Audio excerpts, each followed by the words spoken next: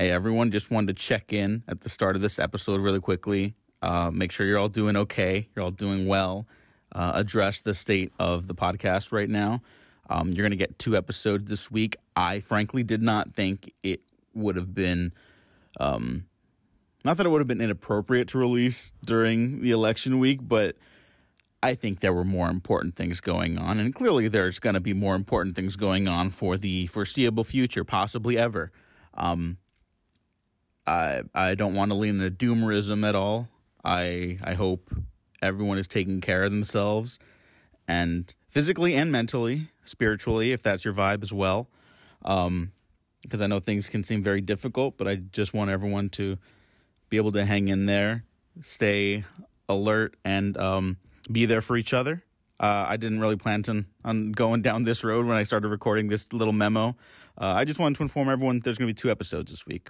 You got Ridley Scott's Legend today, and then Jean-Pierre Genet, City of Lost Children on Wednesday. So there you go. I'm announcing it before you even know about it, because you guys don't know what other episodes we're doing for the rest of this podcast season. And I guess I'll just say right now, I don't know the immediate future beyond December of the retrospectives. Matt's taking a break. I think it was the right call to take a break around this time of the year.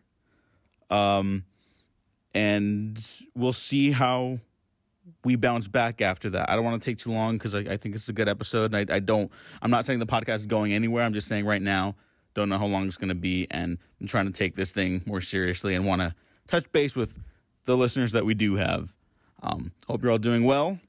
There will be stuff in the future. I promise you that. You guys got a couple weeks of uploads already. The Hangouts will be coming back.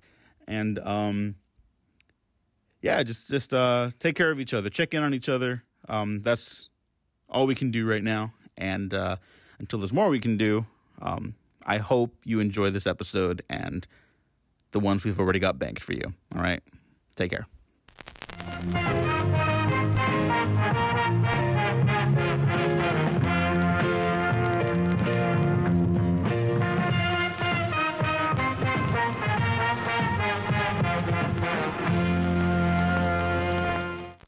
Make a note, mine might have started about half a second late. Okay. So, yeah, just try to make sure we aren't off entirely like the Predator 2 episode. Yeah.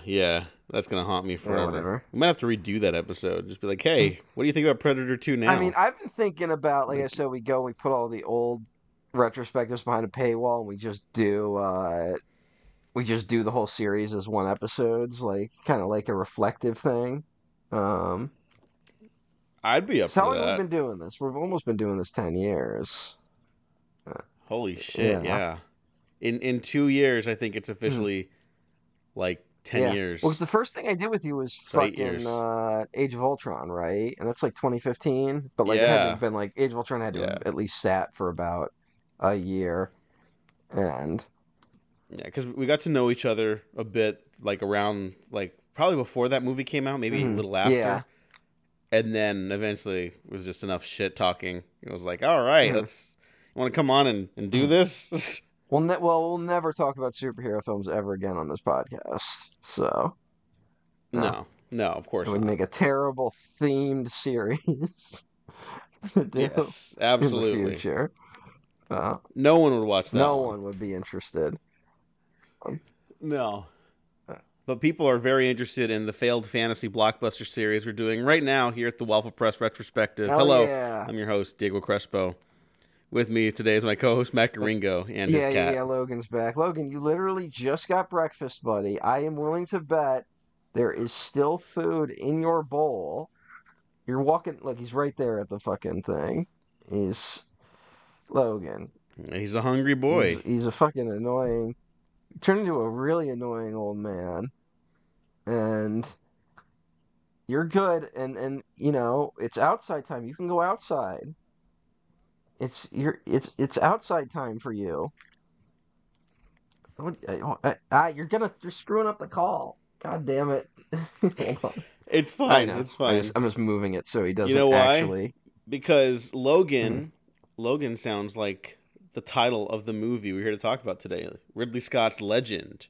Ridley Wow, Scott's Logan. that was a bit of that was a bit of a stretch even for you, Diego. Yeah, you know what? It's fine. It's fine. Ridley Scott's Legend, his fourth feature film, uh, his sole venture into the fantasy adventure genre. Um, Um, Arguably, Arguably because there are fantasy elements in Gladiator, and his yes, yes. and Kingdom of Heaven to a lesser extent. There's all sorts of Hmm. weird references to like the burning bush and shit like that, and I would just art like this is kind. I'm not really even being snarky here, Oh, but his historic no. You're totally right. You're totally his right. Continue. his Sorry. historic epics are about as historically accurate as a lot of fantasy interpretations of the Middle Ages. You know, they might not have Hmm. dragons in them, Well, like, but what was his comment about like mm, Napoleon? And when people were like, "Oh, it's not historically accurate. Napoleon didn't do that," and he was like, "Who yeah, fucking were you there? Who yeah. cares? Like, what the He fuck?" doesn't. Like, it's I think it's just that thing of like we default to a certain like realism equals good, right? Like it's hmm a weird default we have in our in how we discuss art for some reason.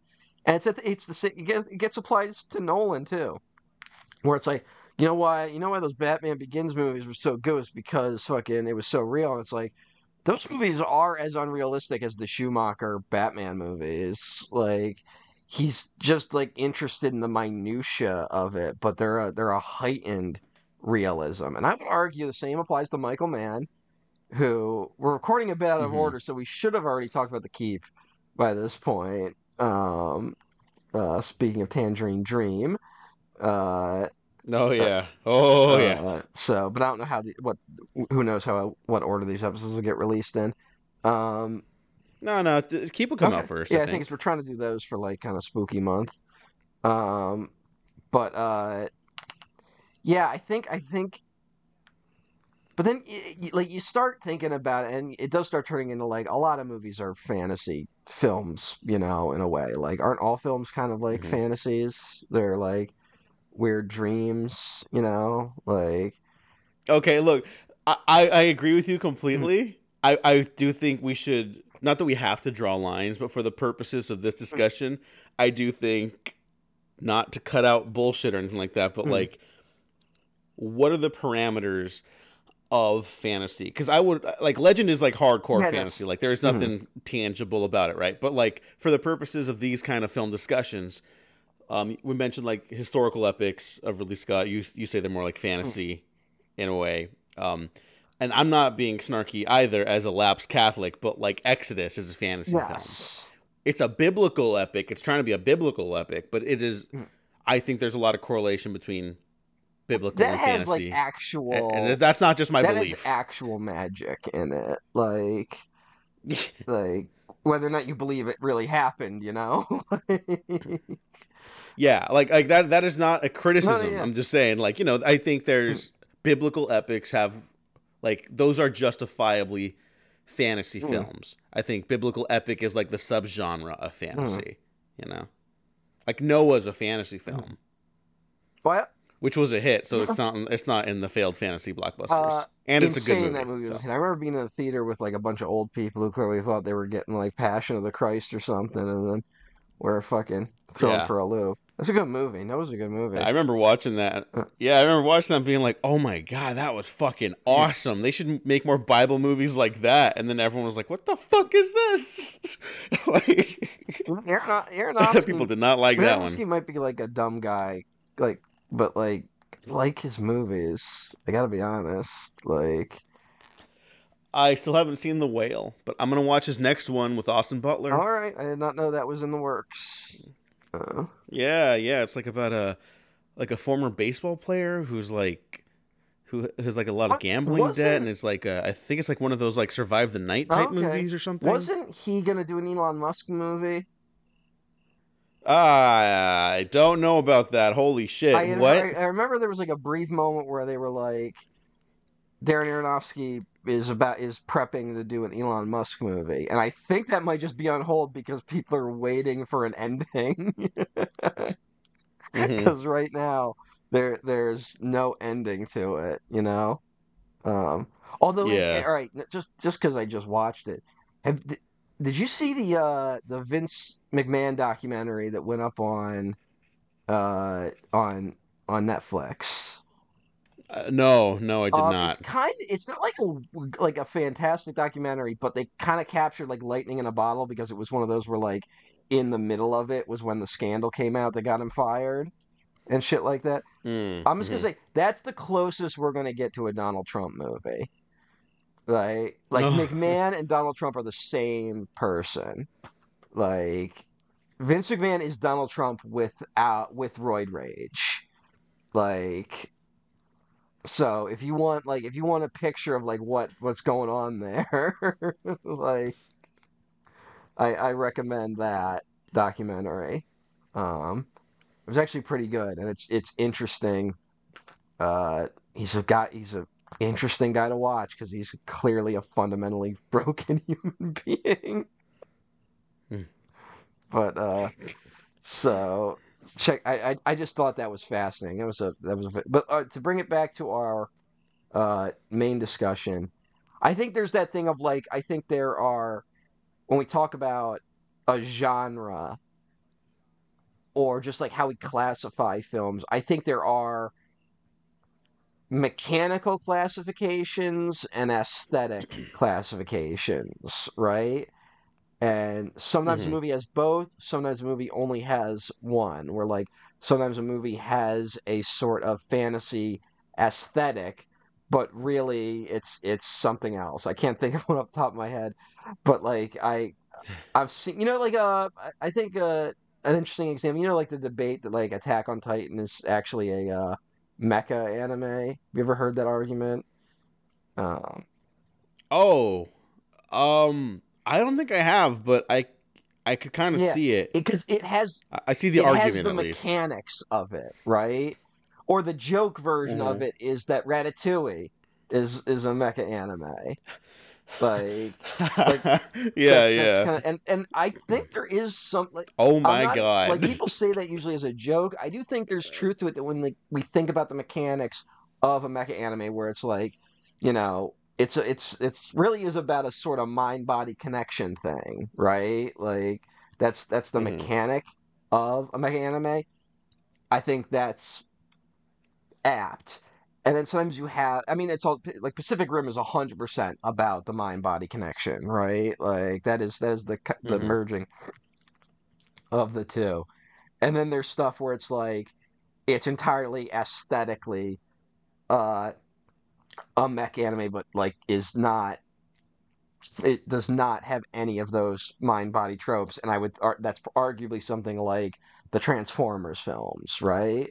Like those are about Mm-hmm. giant robots fighting, right? And no one classifies that as mecha, you know, like but but That's but true. because it has the aesthetics of a mech anime, but it has the mechanics of like they're superhero films, right? Like this era of superhero films, the Transformers movies fit more closely into them, right? Like there's Mm-hmm. in a similar way that the aesthetics of the I mean not Fantastic Four, of the Fast and Furious films are racing films, but they're not racing films, right? Like there are Mm-hmm. races in them, but it does not follow the mechanics of a movie about someone racing. It's not Ford v Ferrari.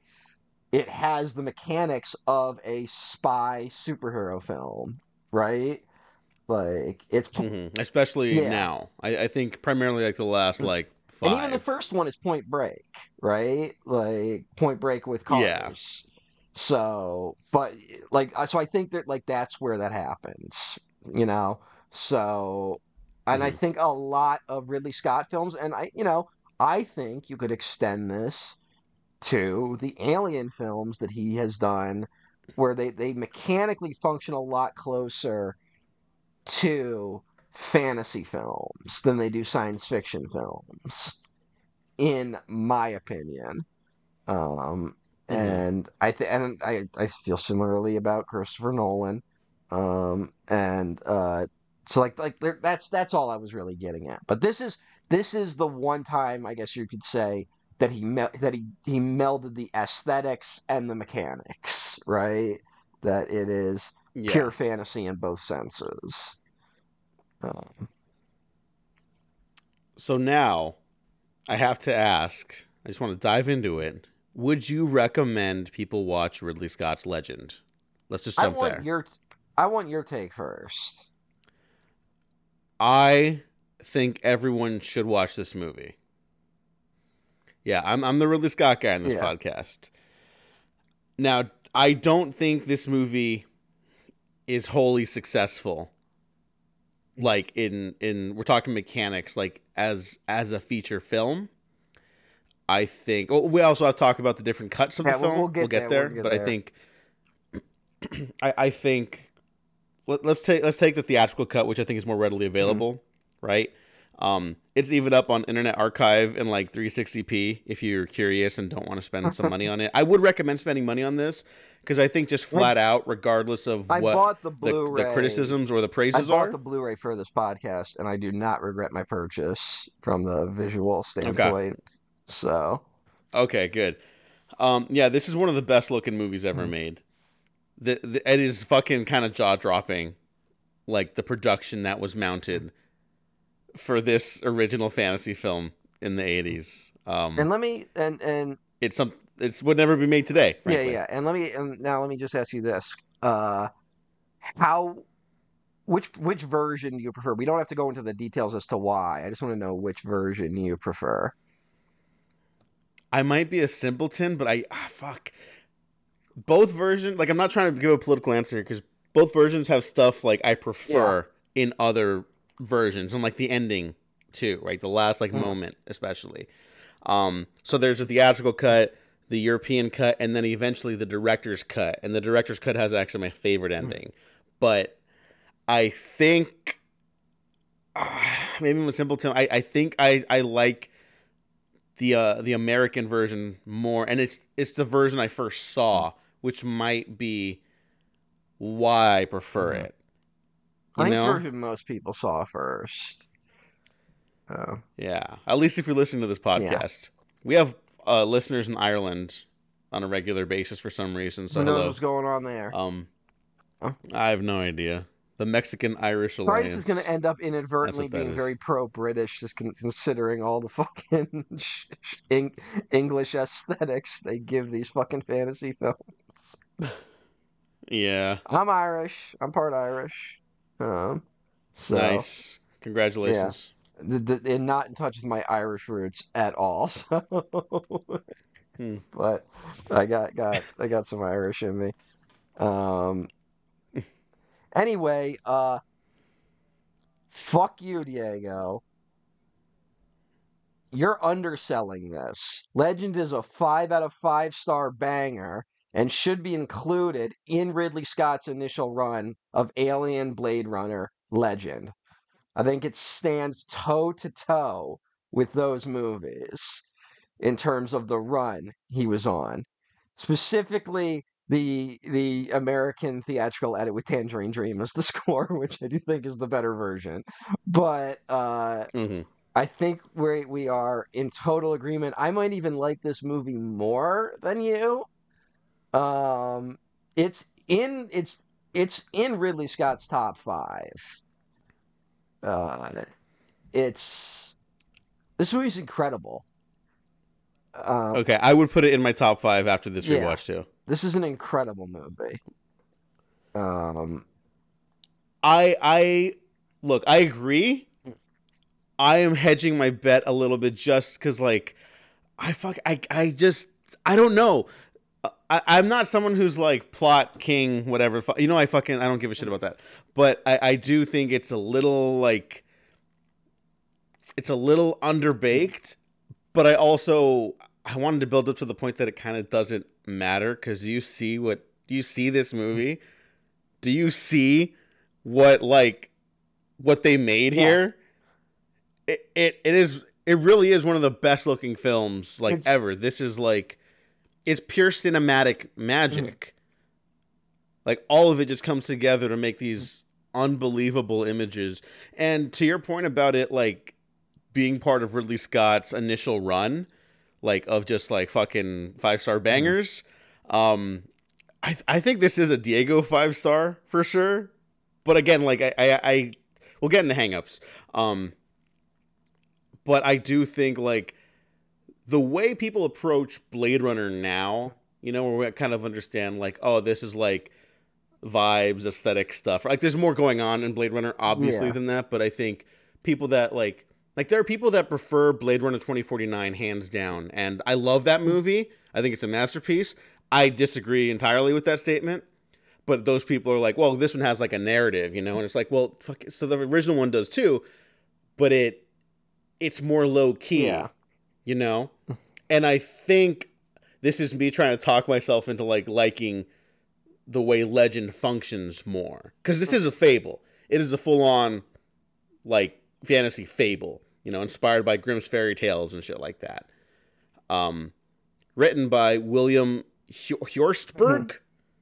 It was a fantasy writer. I am unfamiliar with his stuff, other than he wrote the book that I guess Angel Heart is based on. If you haven't seen Angel Heart, which is a movie I really like. Did Alan Parker die recently? The director of Alan Parker died in 2020. That's a shame. That's a weird run. If you want to talk about a fucking guy with a weird run of movies, it's like Bugsy Malone. Do you know Bugsy Malone? I know the name. It's the gangster musical comedy starring all children with music by Paul Williams. It's great. Sofia Coppola put it in her top 10 for the Sight and Sound poll in the recent one.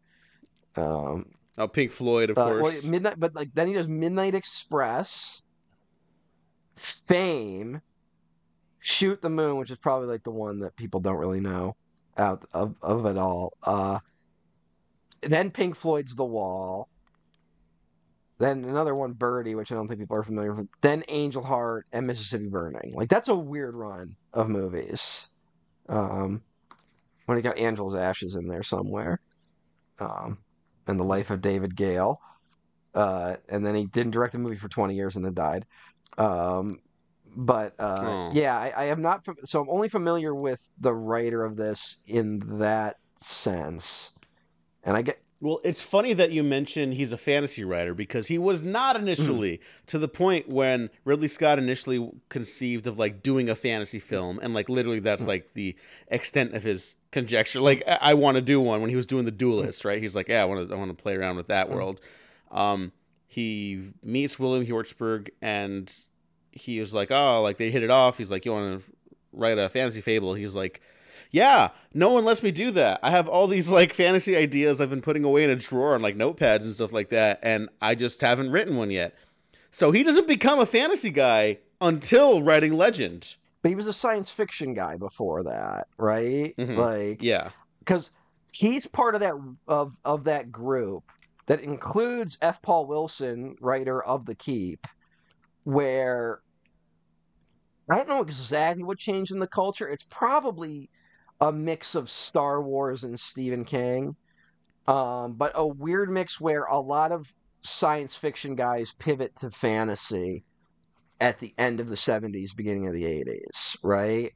Like F. Paul Wilson started writing science fiction type stories, and I think Star Wars just decimated the old way we wrote science fiction, right? Like, it was like a two-wave thing of, like, it decimated the old kind of like Buck Rogers style, but also the more heady Harlan Ellison style science fiction at the same time, you know? And there was also a point where, like, there's like a point where fantasy and science fiction were, like, kind of fusing in senses, where you would get sort of retellings of fantasy stories, but they're technically science fiction films. And then, yeah, I think Star Wars kind of decimates that. And then cyberpunk ends up being the thing that turns around science fiction as a genre. It seems like science fiction goes in the cyberpunk direction, which you can credit to Blade Runner a lot of, right? Like Mm-hmm. it's basically Blade Runner. Like, Philip K. Dick is the progenitor, but then it's like and people like Michael Moorcock and arguably Jack Kirby. One of Jack Kirby's last totemic works is OMAC. Did you ever read OMAC? Um, No, actually. the it's very like cyberpunk, you know. Mm-hmm. It's got a lot of it's a very weird dystopian cyberpunk type future story written, pre Blade Runner. Uh, and then you get like the 2000 AD aesthetic, and then it's like that, and then obviously anime kind of takes the cyberpunk ball and just fucking runs with it. And Mm-hmm. anime probably deserves the most credit for popularizing that stuff, and then the Wachowskis bring it back to being they take it back for the Americans in a weird way with the Mm-hmm. Matrix, because I think even William Gibson calls the Matrix the ultimate cyberpunk movie, and that is another movie where, like, yes, it's science fiction. That's a fantasy film. It has all the mechanics of a fantasy film, right? It's in Yeah, like True Love's aesthetically, Kiss. yeah. I mean, True Love's First Kiss wakes Sleeping Beauty at the end of that fucking movie. Like that's how it ends, the first one, which is kind of incredible. And then I think fantasy just goes in like the D&D direction, and that's where you get, it seems like video games took the fantasy ball for a while, right? Yeah. Like it feels like there's this boom in the 80s of all these fantasy films, and most of them bomb, so most of them are going to be featured on this. In fact, every time we do one of these, I think of two more 80s fantasy films that bomb that we could add to the list, Mm-hmm. right? Like I was thinking like The Last Unicorn while watching this. Like it was, and what was the other one? Oh, and I thought The Princess Bride, which is another like really stripped down, which also like wasn't a hit when it came out. Wait, Um, really? yeah, Princess Bride. I think no, you know what? It made 30 million on a $16 million budget. So It's like like technically a success, but it it broke even, but I think its reputation grew more as a cult classic. mm-hmm. I think it just became one of those where more people knew it because of the it was an early meme movie, right? Like same in like Monty Python and the Holy Grail, where there Oh were memes yeah, about it before memes were really a thing. yeah. Like I do not think that means what you think it means and shit like that. Yeah, yeah. Inconceivable, right? Mm-hmm. Like everyone says that. So, or at least they did. I don't know if any memes. It feels like every meme now has like a 10-minute window where it's funny and then it's like, okay, stop, please. Yeah, like if you pick Like, it up after that, it's like no, no, no, yeah. no, don't do that. All right. What is the one I don't understand it and I don't want to Google it, so I want you to explain it to me right now. I'll do my Uh best. I can't even say it, but it's the girl who got the podcast off of it. Oh, Haktua. Yeah, what is that? So she did one of those street interviews, right? Where they're Hmm. like, "Oh, I haven't seen the original video. I've just seen her reaction going. You got to give it the old Haktua on that thing." And I guess that's supposed to be like for a blowjob, you're like spitting on it. And I don't know the full context of that I mean, because yeah, good for her spinning a podcast out of that.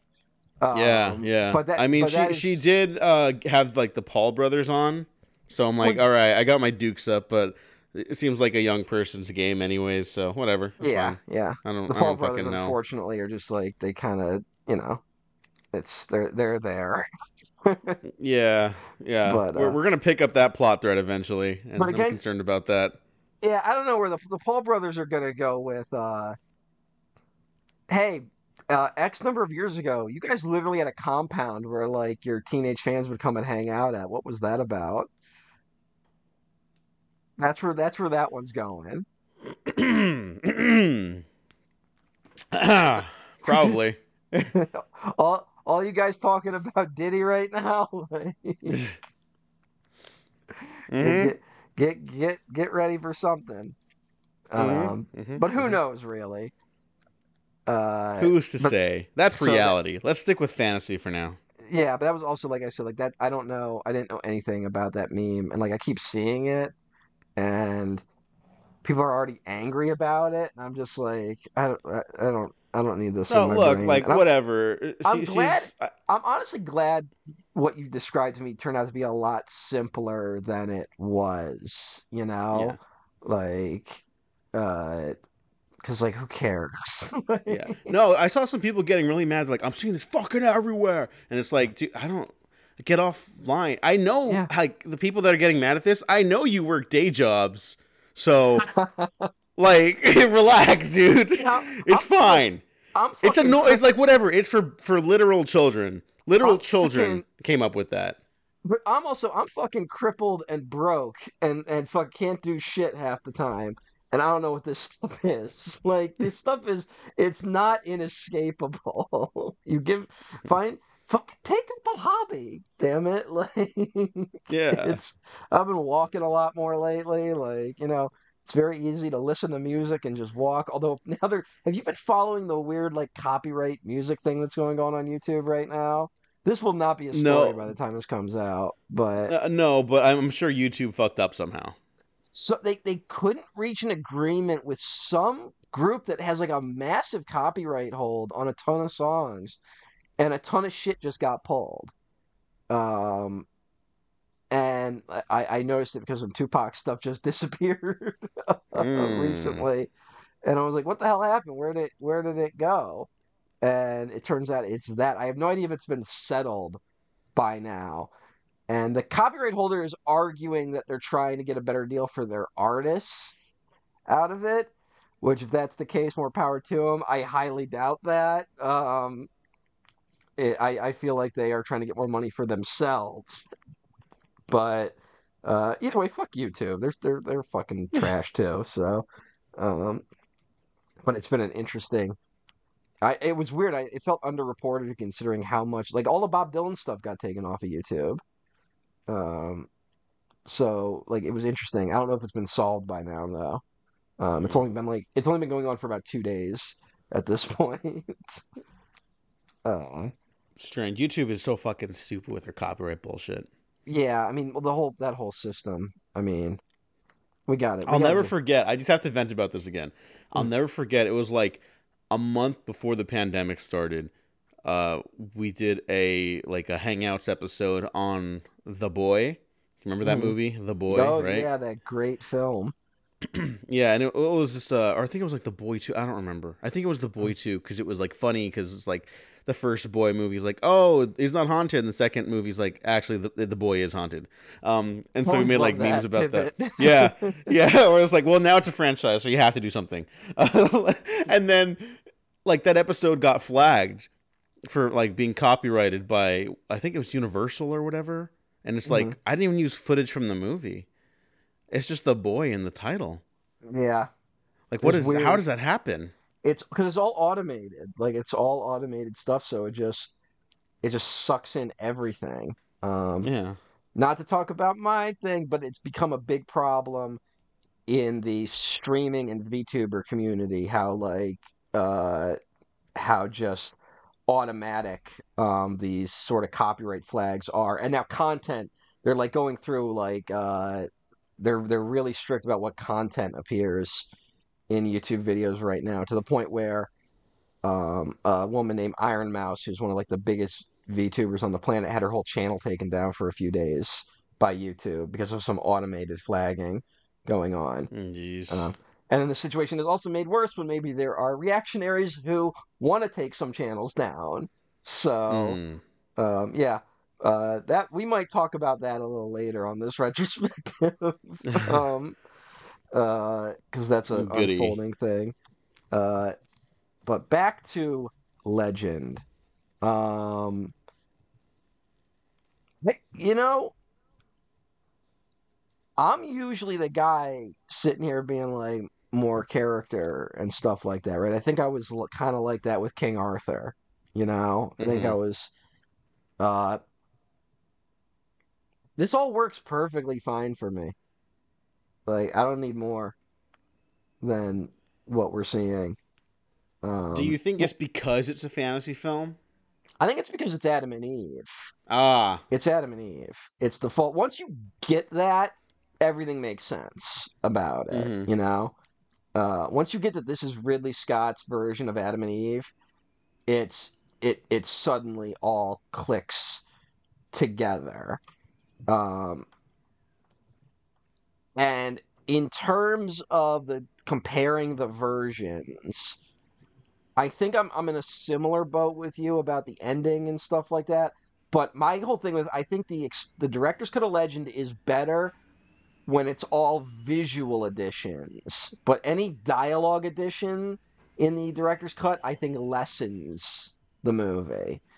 Mm-hmm. I think the theatrical cut of Legend has a sort of light touch that makes it all come together for me, at least. Um, where you're left with it's stripped down to just pure archetypes and pure aesthetics, you know? Mm-hmm. There's it's an odd little fantasy movie where the fate, like most fantasy stories, the fate of the world is at stake, and there are three locations.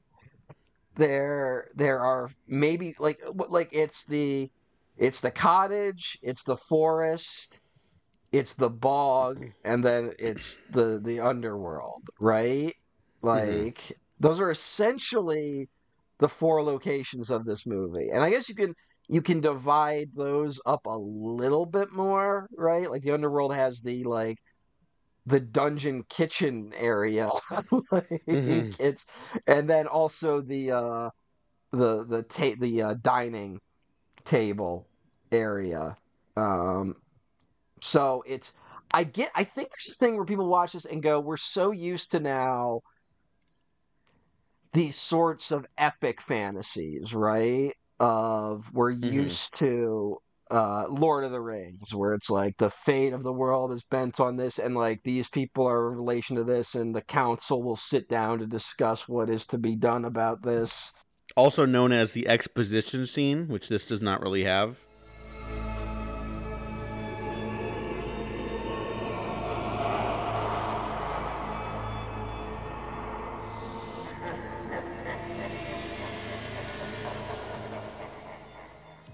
Hey guys, we're recording like 3 days later because we lost like 30 minutes of the recording last week. So Yeah, we had technical difficulties, but now we're back, and I think that was maybe actually the best way to put it. mm. Maybe I'll just use your voice for that Okay, yeah, if go you're ahead. recording Yeah, already. yeah. Just, Yeah, yeah. So we're back talking about Legend, yes. which I have rewatched in the intervening time, Mm. by the way. I was going Um, to, and then I downloaded Dune 2, the strategy game, onto my computer, and I played that instead. oh, okay. So, although I have it on the background right now, which is what I do when we Hmm. record these. Um, so, Legend. Okay. Well, this is a great movie to have on in the background, but it's also just a great movie in general. Yeah, the not that my hangups have completely faded away, and not that the hangups were even that severe, but this is a great movie, Yeah, and I think the simplicity of its narrative is it's a feature, not a bug. You yeah. know, I I think think people. Yeah, it's the yeah. thing. Like people talk about it like it's a mistake, and it's like no, that's the fucking point of the movie. Um, I think yeah, like there's a in terms of like the problem. I think there's a perfect version of it spread across the theatrical cut and director's cut. Like there's certain Hmm. sequences that like the director's cut does not open with the long text crawl, does it? No, Yeah, which is the Blade Runner text crawl basically, yeah. like the font and everything. Um, and I don't. Are you cool with that opening, or does that feel like a studio thing to you? It feels like a studio thing to me, but also it's just a little long. Like if there was a way to shorten it, right? And just go like, here's the Yeah. like give a slightly more abridged version, or even like because it does feel like an attempt to be like, here's the backstory to a thing that doesn't really need a backstory. Like we don't Mm-hmm. need to know any of this shit or who's up to what really. It's not Star Wars.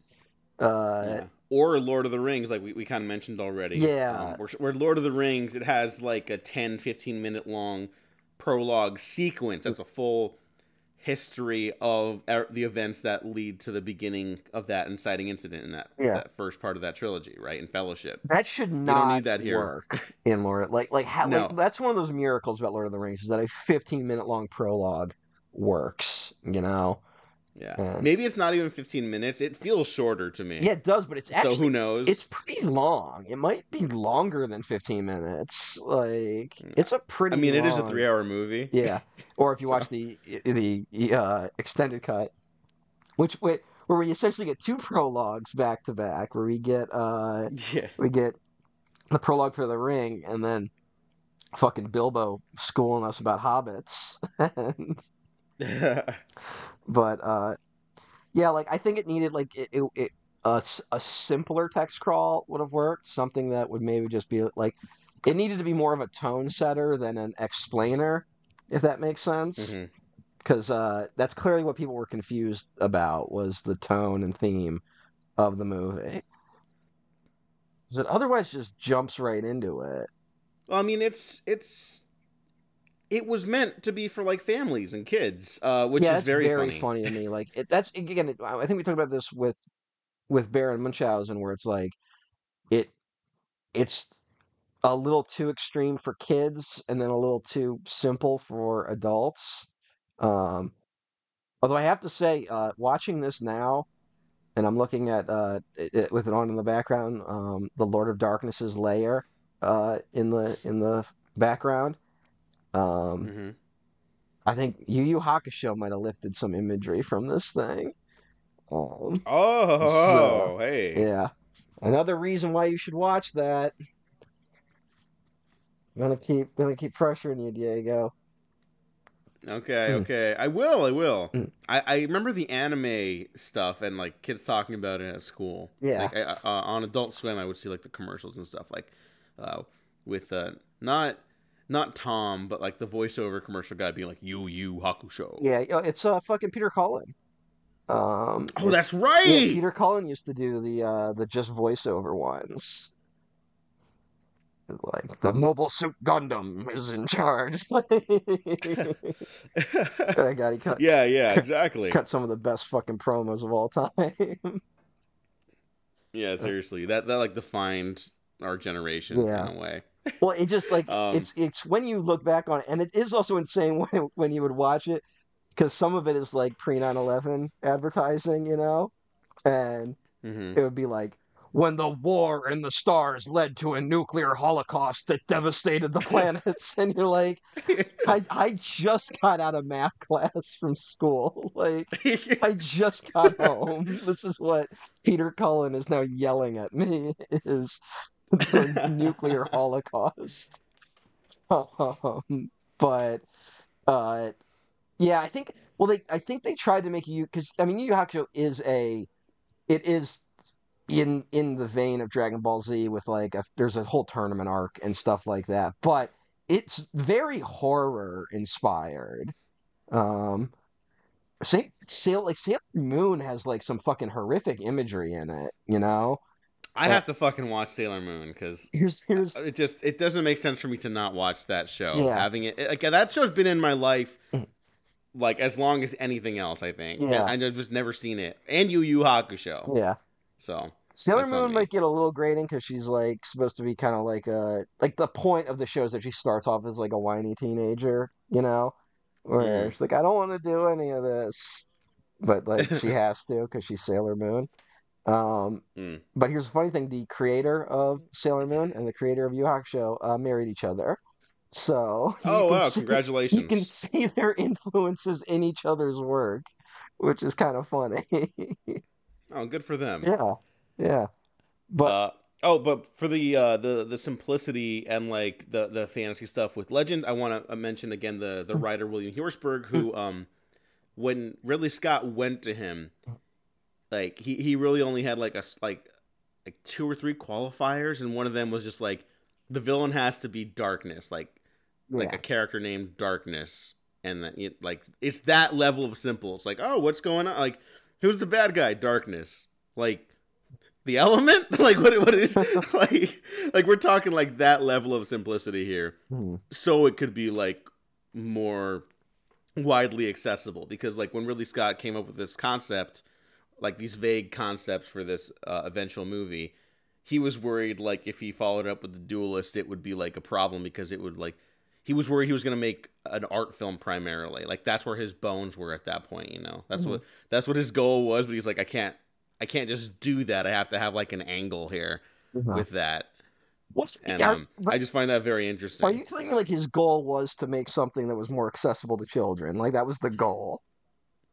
That Maybe not children specifically, but like a fable that could go for generations, like that would be accessible for everyone. You know, Mhm. not in a Star Wars sense. Um, although he did say like Star Wars like rewired his brain. He's one of those guys, you know, and not rewired his brain in a way that he strove for, but that was like, oh, we can make like basically anything happen now. I mean, it's James Cameron, same thing. Like, Yeah. uh, but I just find it, but I also think that maybe is why, Blade Runner essentially like rewired, like to bring it back to the anime thing, like Japanese anime, like there's so much cyberpunk shit that was lifted to, like Akira is just Blade Runner with more anime shit in it, right? Like Yeah, it's, it's got a more youthful touch to it, yeah, perspective at least. and yeah, it's got that like shonen vibe, and I think it says something about him being such a visual director that like when he talks about simplifying it, I think it's to those sort of visual archetypes.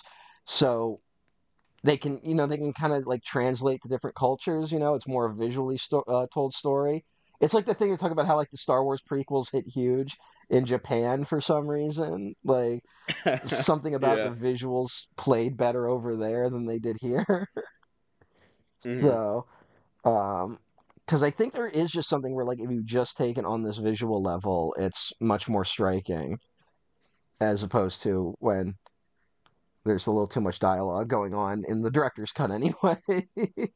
Yeah. I mean, I think that's part of the reason why this gained a cult following, not because of its success as a narrative. Although I do, even with my hangups, like I do think it is more successful narratively than it's gotten credit for. Mm, Anyways, like there's I've seen letterbox reviews that are a little lower than I expected from people I really admire. You mhm. know what I mean for this movie.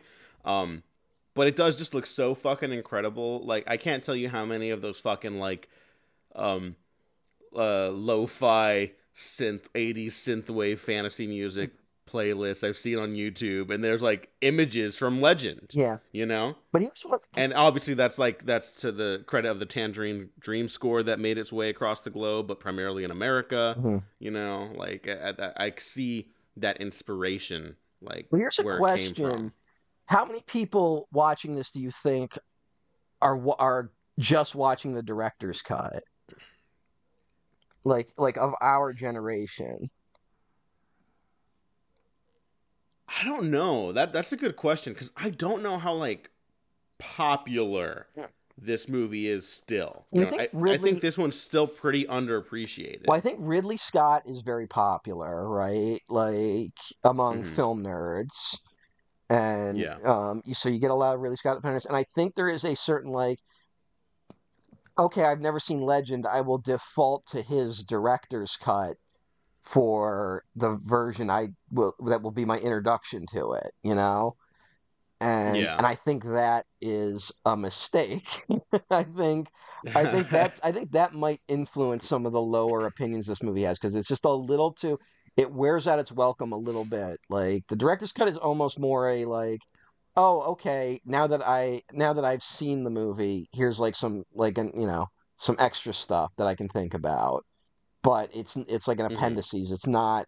I don't think it should be anyone's introduction to the movie.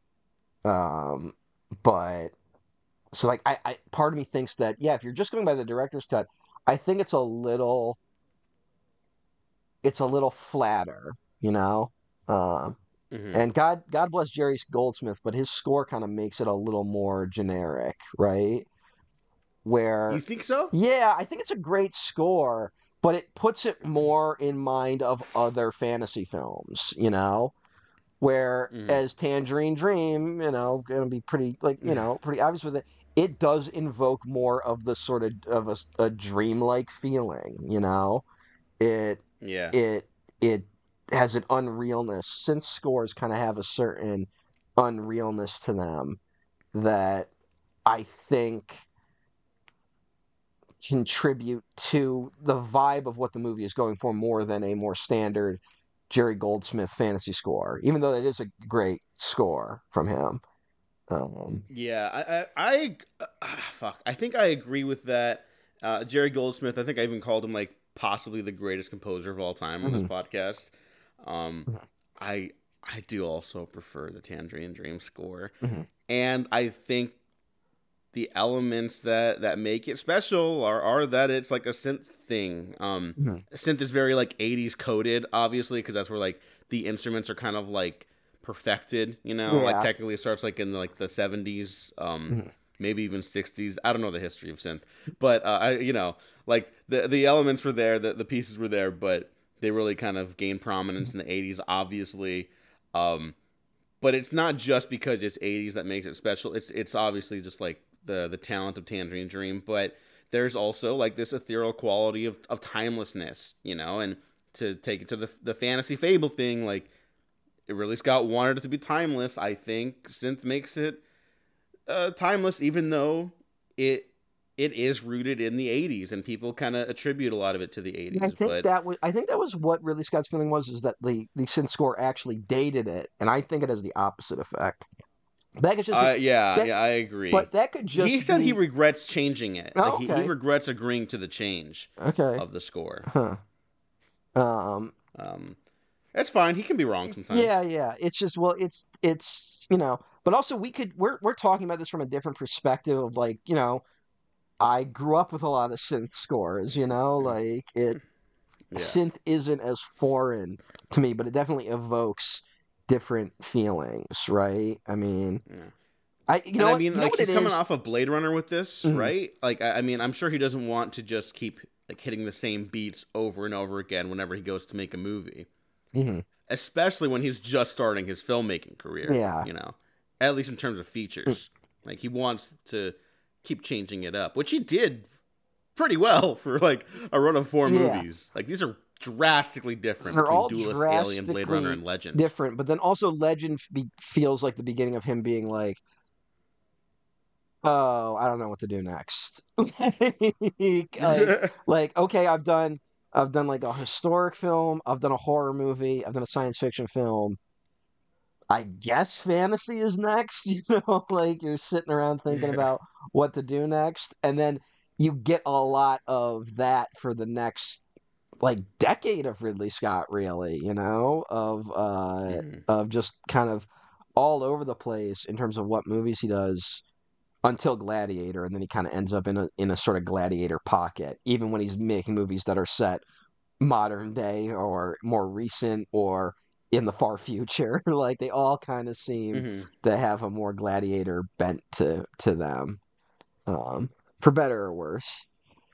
Uh, I would say better. all right. Um, I was gonna say I also like not to keep bringing back this, but I do think the reason I responded so strongly to this is just the like just being part of the anime generation, Like Uh-huh. I fucking threw on Thundercats the other night because it was on Hulu, just to have in the background, and there's just something about like the vibes of just like the sounds and visuals of it that are just like that's my like lo-fi background music, like shit Mhm. like that. And I think Legend kind of taps into those sorts of like catching the closing credits of Inuyasha at 2 a.m. at night on Adult Swim. Well, hey, it's funny that you bring up Thundercats because you know who's tapped to currently write and direct that movie, right? Oh. Adam Wingard. Now, I'm not doing this to like praise him or criticize him. I just think that you brought up an interesting point of the anime generation of a certain vibe and aesthetic. I think Godzilla X Kong, the New Kingdom, that's the New Empire. Excuse me. Whatever that title. Like that movie, the Kong stuff specifically has this very 80s fantasy vibe. Yeah. You know, and it's like I think you totally hit the nail on the head. That's the stuff that worked in it. Like, yep. So, and I think absolutely. I think we just got guys running studios now being like, yeah, but what about the human stuff, right? Like, that they want the dumb shit attached to it. Do you think they're trying to do a Thundercats movie forever? Do you think they're really going to do it? Like, no, he's working on it, and he is like a genuine fan. I understand, apparently. but also, like, here's something.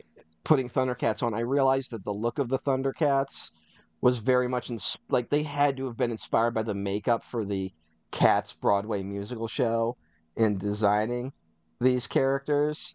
So so you think Cats might have just fucking killed it? Yeah, I think the Cats movie might have killed it. Like, cause great, no, awesome, genuinely good. We don't need that movie. We really don't, but also, Cats are kind of cool. Like, I don't know. Okay, maybe I need to give it a shot because I didn't grow up with Thundercats. You know?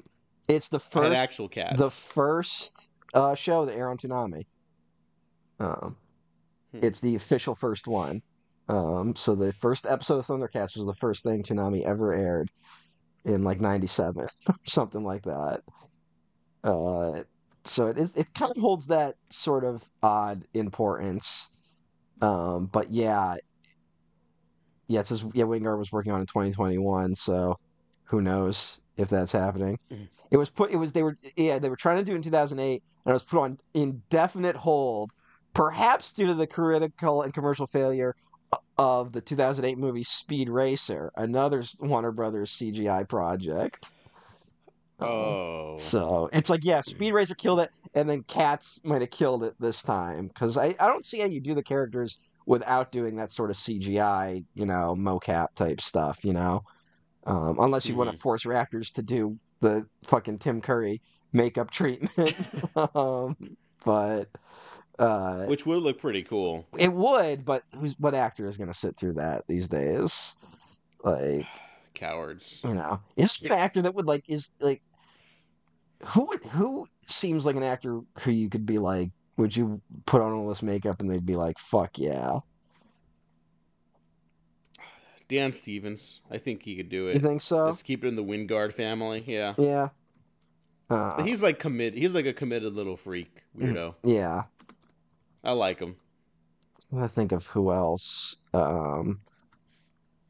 We don't have too many. Melissa Barrera just has that movie coming out called Your Monster, and it's like a romantic horror comedy, and the guy acting opposite of her, I don't know who it is, but he's got like Beauty and the Beast level like makeup on for that movie. So like, maybe it's popping up again. Maybe. You would hope. You'd really hope. Maybe we'll get lucky and Cats is like a movie that scares people away from doing CGI and it pushes people back to makeup. Yeah, although Avatar seems to have like erased those concerns. But I do think even Hollywood is somewhat smart enough to be like, Avatar is like its own thing. Like, we're not going to give people the time they need to create Avatar level effects, Yeah. But let's talk about the plot of Legend. Yeah. Diego, what happens? A young green man goes on a quest to save a princess from the darkness. There you go. That's not. I'm not being facetious. That is a princess from the darkness. Link goes to save Zelda from the corrupted Ganondorf. Yes.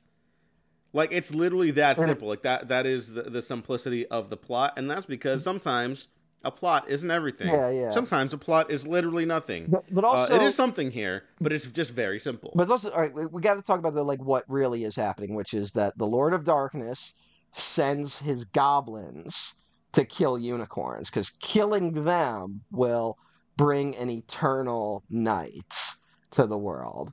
and allow him to rule, right? And Mm-hmm. how do you get to the unicorns with innocence? So you have to follow the innocent Princess Lily to the unicorns, basically.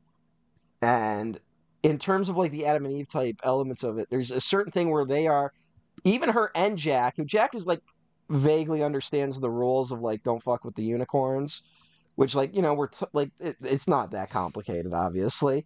Yeah. But Jack is sort of like a like I live in the woods, so I'm the man of two worlds. Um, Mm-hmm. and he she's almost so innocent that like it's that innocent true good can't even comprehend evil, right? Because Mm-hmm. there's the part in it where she goes up and she touches the unicorns, and the unicorns kind of freak out. And then Jack's like, that was a bad thing he did. And she's like, oh, whatever. Why don't you go get my ring? And Yeah. it's not because she's like an awful person. It's just it's that eternal Peter Pan childhood innocence of just like not understanding. You can't even comprehend bad. You can't even understand the consequences of your actions, and it's Mm-hmm. a lot of them it's really a story of them coming to terms with the sort of darkness that lives in all people, if you want to look at it that way, if you believe that original sin type thing. um Mm-hmm. and it really is a journey into adulthood in an odd way, which is what fairy tales are priming children for. Yeah. Yeah. One of Ridley Scott's qualifiers for Hjorsberg's screenplay was to put the fastest animal alive in the script and make it important, which is a unicorn. Mhm. And if that sounds like a funny way of phrasing it, the fastest animal alive for a creature that doesn't exist, that's how they put it in the making of documentary. That could be a mistake, or Ridley Scott could genuinely believe there are unicorns. It was probably just weird phrasing, but I want to believe that Ridley Scott genuinely believes in unicorns I mean, when he requested this. hey, look, a unicorn does pop up at the end of Blade Runner. Well, you know. Also, yeah, this is the movie he takes the footage from for the director's cut and the final cut of Blade Runner to imply that Deckard might be a replicant, which, while a great visual, I think kind of lessens the narrative of that film. Yeah, So I think he's wrong there too. I think yes. Harrison Ford is right. I'm on Harrison Ford's side. Harrison Ford is right about a lot, it seems. Hmm. We should listen to Harrison Ford more. Hmm. Harrison Ford should be in charge of Star Wars. Maybe. That's my take. I know. It was his fucking idea to come back for Rise of Skywalker. Like, I guess he pitched that to them. Hey, That scene, which is the good scene in the movie. So, yeah. what the fuck? Where did that come from? It's so Anyways, it's yeah, no, so weird when Harrison Ford cares, and then like you I waste know it what, like that.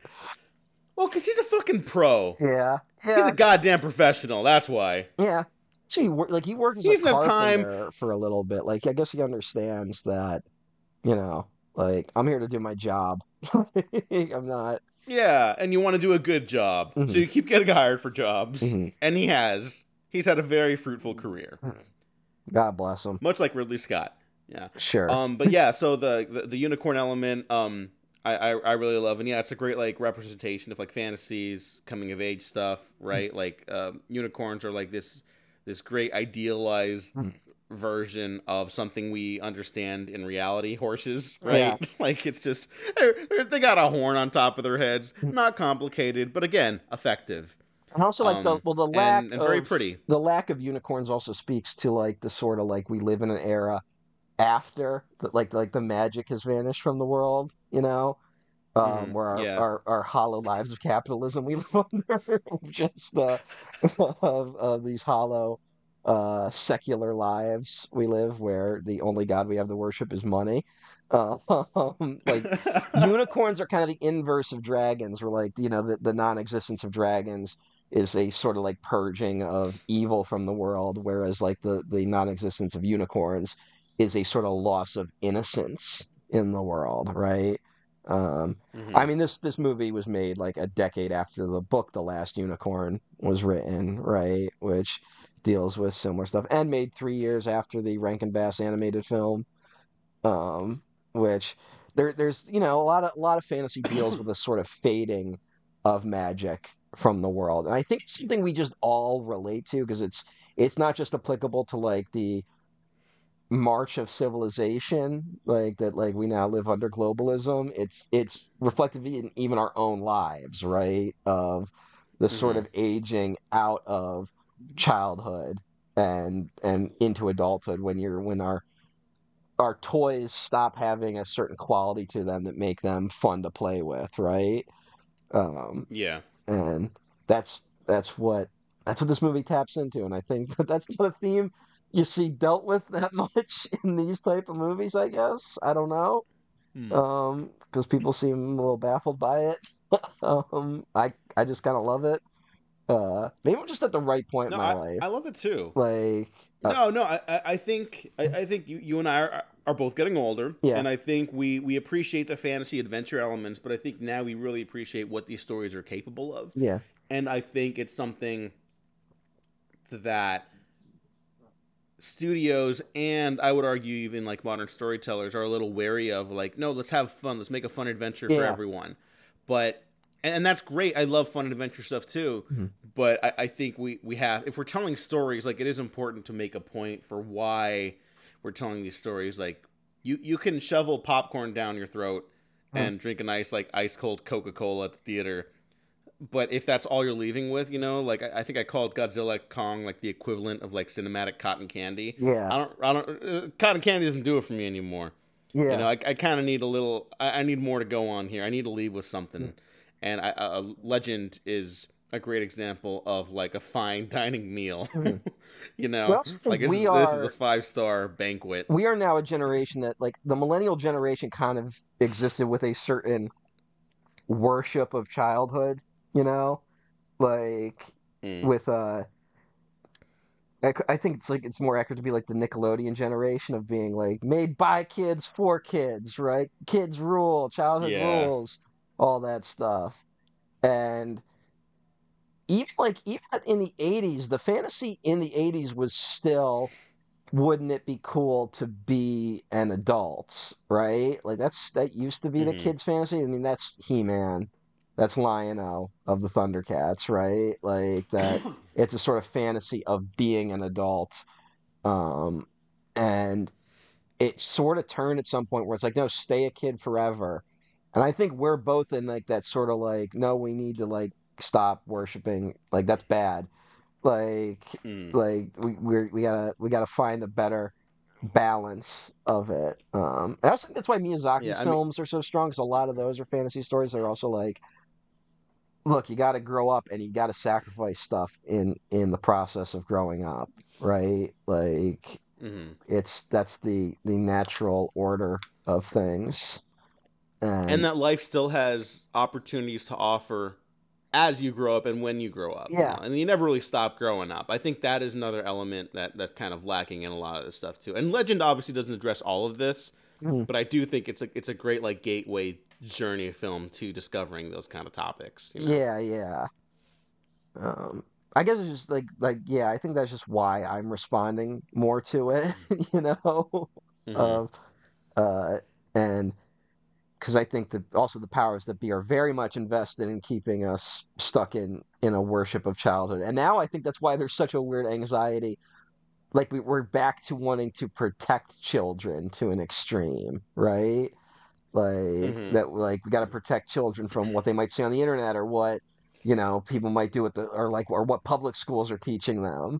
Like we're now like a strict enforcement of childhood upon people, uh, Yeah. which I mean, even just to keep it in like the media landscape. I mean, the day before recording this second half of the episode, there was that announcement that studios are looking to make like a sort of like focus group of fans to make sure fans are going to be happy with what certain franchises are doing. Where if they produce this movie sequel and they're far enough along in the process, they can change certain things that'll make fans happier. hmm, And it's like, That's the grossest thing I've ever heard. Yeah. That is like that's anti-art. That's like human to a certain extent. Mm-hmm. Like why even bother making a movie? Yeah. You know, Well, I mean, 'cause that's like you're not making a movie at that point. yeah. They're not. I mean, they're products at that point. I mean, but they're gonna wake up to what the comic book industry woke up to way too late, you know, which is Yeah. that they pursued their aging audience more than their child audience, and then they lost the children, right? And then Mm-hmm. now they sell less comics now than ever before, right? It's because it's no longer Yeah. something children are interested in, and it's a mistake to chase the aging audience that desperately doesn't want to let go of their toys, right? And I mean, Yeah. I mean, hey, we're all to part of the it, credit. right? Like we're all part of that. I'm not. No, totally. It's not a black and white thing, but I just think it is a. It's the only good thing about that story is that it won't work. Yeah, that's gonna bite them in the ass, blow up in their face, all that shit. To the credit of someone whose last film you and I didn't really respond to, Fede Alvarez, he was also saying like, you know, like the conversations are good with Disney right now and Fox, but I want to make something else next. Should I be brought back for an Alien sequel? Because I think people want new stuff. Like younger generation wants new stuff. They don't want the stuff they're handed down to. It's good that the younger generation responded to this, but like I'm gonna go do something else first. Yeah. So that is like good to hear, regardless of feelings about his last movie. Mm-hmm. Although I tell you, once the studios figure out that what the young generation really wants is the Final Fantasy movie, it's all over. Oh, okay. Once we get the Peter Jackson Final Fantasy VII trilogy of movies, it's all over. Whoa! What the fuck? What? I just never heard. How long have you had that in your back pocket? What do you mean? Like that? Like the Peter Jackson Final Fantasy VII trilogy. Where did that come from? Not literally him doing it, but I'm saying that when that is the Lord of the Rings for millennials is Final Fantasy VII. Whoa, it kind of might be. Yeah. So once a studio realizes that, and then you get a guy who's brave enough to be like, "Fuck it, we'll make all three at once, release them one a year, like we'll do a trilogy," and then it's like, one that'll hit. If you do it right, it'll hit. Even to a director who knows what they're doing, it'll hit. And then that person will go, "Hey, there's like 15 more Final Fantasies." That we could all turn into trilogies.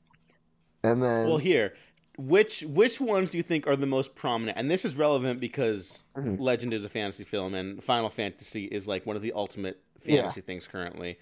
I think obviously Final Fantasy 6. 6. That's kind of the one you could do. 6, 7, 8, 9, 10, and 12. Okay. Those are the easiest ones. I think you could do 4 and 5, but it would be like more of a gamble, right? And there's a little more you got to work with to adapt. Yeah, because they're a lot looser.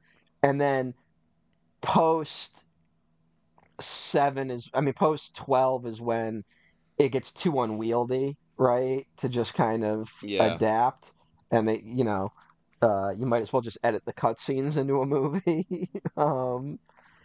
But it would be that it would but I think you would just to be like the safest bet on earth is you start with 7, right? Like, and they'd make if they did it right, it would make $1 billion. But it'd be a hard one to do right. Got to find that. I don't know who you'd give the project to, but they'll give it to fucking Taika Waititi Peter Jackson or some shit. But no, Peter Jackson, his grand return to the blockbuster space. Sure, no, no, because it has to. I do root for him to come back. Yeah, but it has to be. It's that thing, like how they talk about like Sam Raimi when he was a kid. Like his father had an artist come to his house and paint a Spider-Man on his bedroom ceiling. Like that's Ah, what I see. Yeah, like, yeah, and yeah. I'm not saying that in terms of like they need to like we just talked about with like fans giving like a vote of approval to it. I'm not talking about that. I'm just Mhm. saying it's someone who loves it so much that it's like breathing to them, that Yeah, who they is also talented in their own who's right. also talented but also understands what needs to change to make it into a movie, right? That Hmm. that understands it's I brought it up on the fucking late shift episode where it's that thing with the Johnny Carson David Letterman thing where David Letterman clearly loved Johnny Carson, but watching him was like, yeah, but what if you could take late night in this direction? And then Conan did that with fucking Letterman. It was like, oh, but what if you could take late night in this direction where you love something so much it's second nature to you, but you also see its potential, right? And Hmm. you don't want to give it to the guy who's just like, I just want my name on it. I just want to stand Yeah. next to the Millennium Falcon set, right? Like you don't want to give it to that person. So, Yeah. um, but that's also I'm not sure if that's a good thing if we're gonna get. I just see video game movies being the future, even though the biggest bomb of the year right now is currently Borderlands. Um, Yeah, but you know what? To be fair, Eli Roth is a fucking hack fraud filmmaker who was never gonna make that a good movie, mm. and that movie has been like fucking. Yeah, it sounds That like movie was it like it went. was in hell for like three Yeah, it years. went through the ringer. So, Yeah. so how do you feel about Tom Cruise in this movie? You know, I actually was gonna ask you, but okay, I think he is good. I don't think he's amazing. I'm gonna bet you think this is his best performance, though, considering your reaction to the rest of the movie. I don't know if I would go his best performance, but I really like him in it, and Hmm. I think there is something of someone tapped into. He His does have he has a more otherworldly quality to him that I don't think was ever tapped into again, right? Like that Yeah. it's like right after this, it's like he starts yeah, Top Gun's the next year, right? And suddenly he's Mr. fucking Mhm. cool action guy. And now he's trapped in that pocket Well, forever. Um yeah. Well, he didn't talk about Legend for a while because he was very unhappy with the U.S. release, mm. which I think is strange because he just made a significantly worse movie than this. But what do you make? I can't think of it off. Oh, it's Mission Impossible 7. Oh, okay. Okay, yeah, yeah. Yeah, if you want to talk about how bad that movie was. No, no, I don't. But I no, I'm I just saying just think I've like, already it was like, yeah, yeah, no, I got it. oh Yeah, yeah. Yeah, he did do another one of those. yeah. But no, I do think he's pretty good in this. And that otherworldly quality, I think there's sort of like maybe waifishness is like the wrong word for it, but I do think maybe that's part of the reason people brush up against this because he's not he's not Aragorn, you know. Yeah. He's much more of a Frodo, if anything. And I don't know if people want that in their fantasy heroes right now. Yeah, especially Or that they're not looking for they it. definitely didn't want it then. Like this, like again, this is the era of like Conan the Barbarian, right?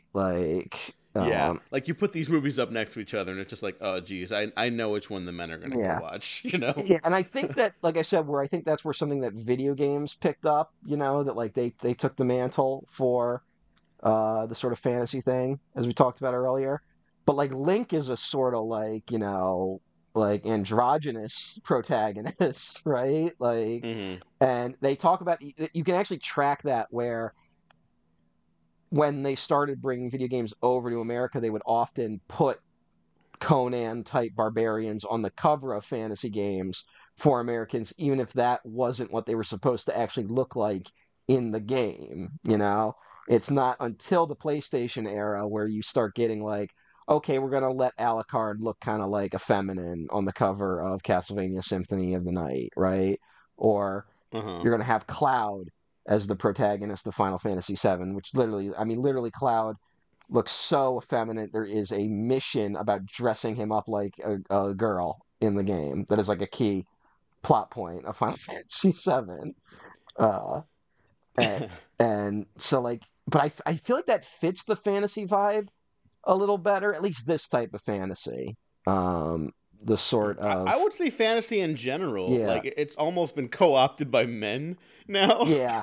Well, yeah, that's the But I mean, even back when like we did the Star Wars retrospective, like we talked about how like George Lucas mm, initially envisioned the protagonist as a young girl. yeah. You know, it's like because that's the fantasy thing back then, Mm. I mean, yeah, and that was now what I that's less thought so. too. Yeah, it's like most fairy tales, it's lady protagonists, it's women protagonists, and yeah, it's I don't know, like yeah, I don't know what the fuck happened, in terms of it's Probably Reagan. yeah, it's probably Reagan. We elected an actor president. Like we wanted America to be like we're fucking on top and unstoppable. Like it's wrestling is huge in the 80s. Like Yeah.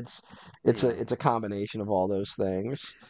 Uh, but this is a lot closer to what fantasy is in my mind anyway. Mm. Although this could just be like shifts in like what we think masculinity is, right? Like this certain I mean stuff like that too. There's also that. yeah.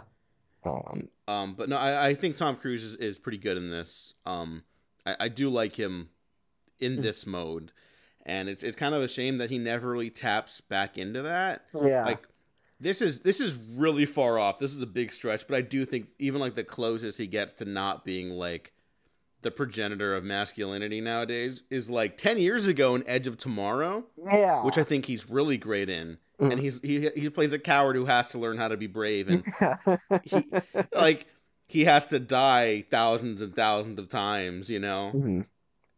Like I really love that movie, Oh, I do and I think too. that's his best performance in a long time. Mhm. Um and it's like we just don't see him in that mode ever again. Yeah.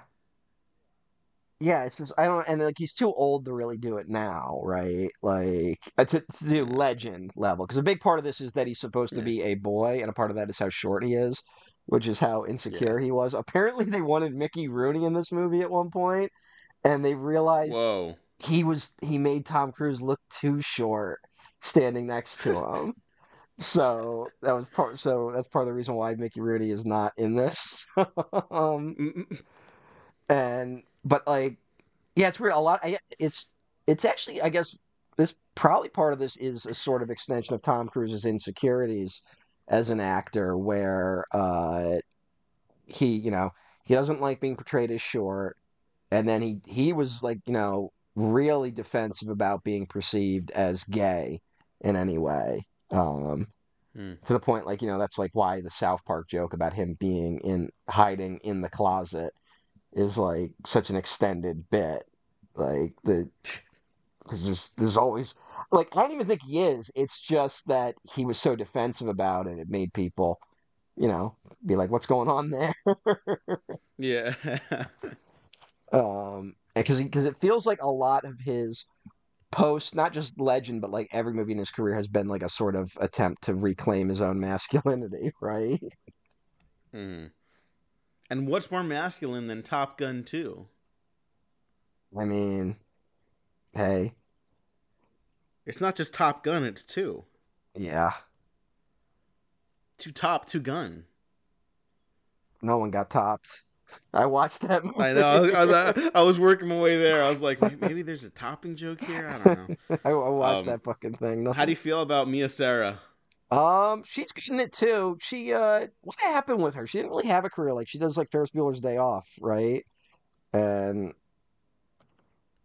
what Yeah, else? I don't know because she still pops up and stuff. Mhm. She's coming back. She's coming back to do whatever Mike Flanagan's next movie is. The Life of Yeah, Chuck, which is based which just on. got picked up by Neon and is like Mm. getting like Oscar buzz for like a year from not Oh, even this next Oscar, but the following year. yeah. Like it's supposed to be that good, and I'm like, that's great.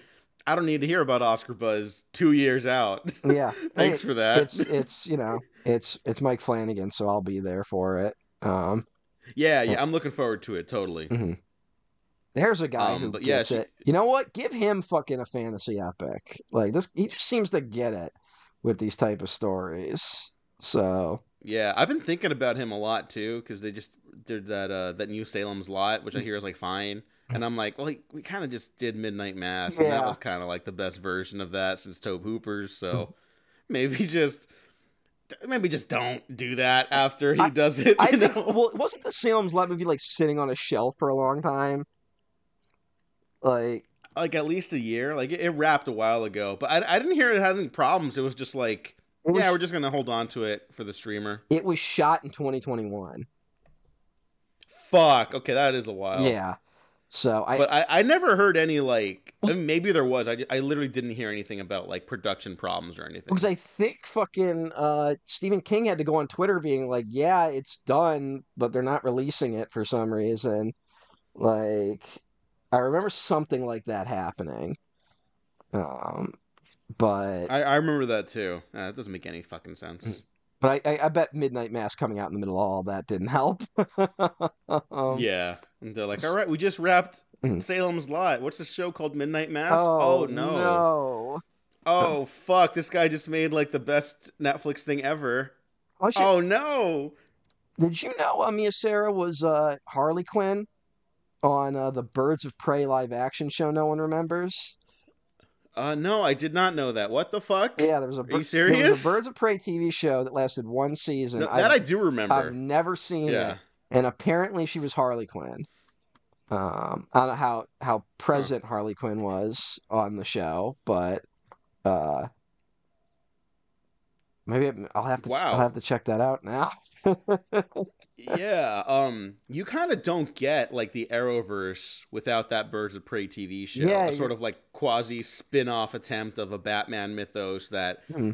ends up like gaining a cult fan base, you know. It's like maybe it was they didn't have money back then, so it didn't really work, but Yeah, it was a little too I know a lot of early. people like have admiration for it. It was a little too early, and then like also the rights were so weird. Like I knew they couldn't use certain characters because they were reserved for the movies, so I knew that was a Mm, problem. But yeah, you're probably right. That does pave the way for the goddamn Arrowverse.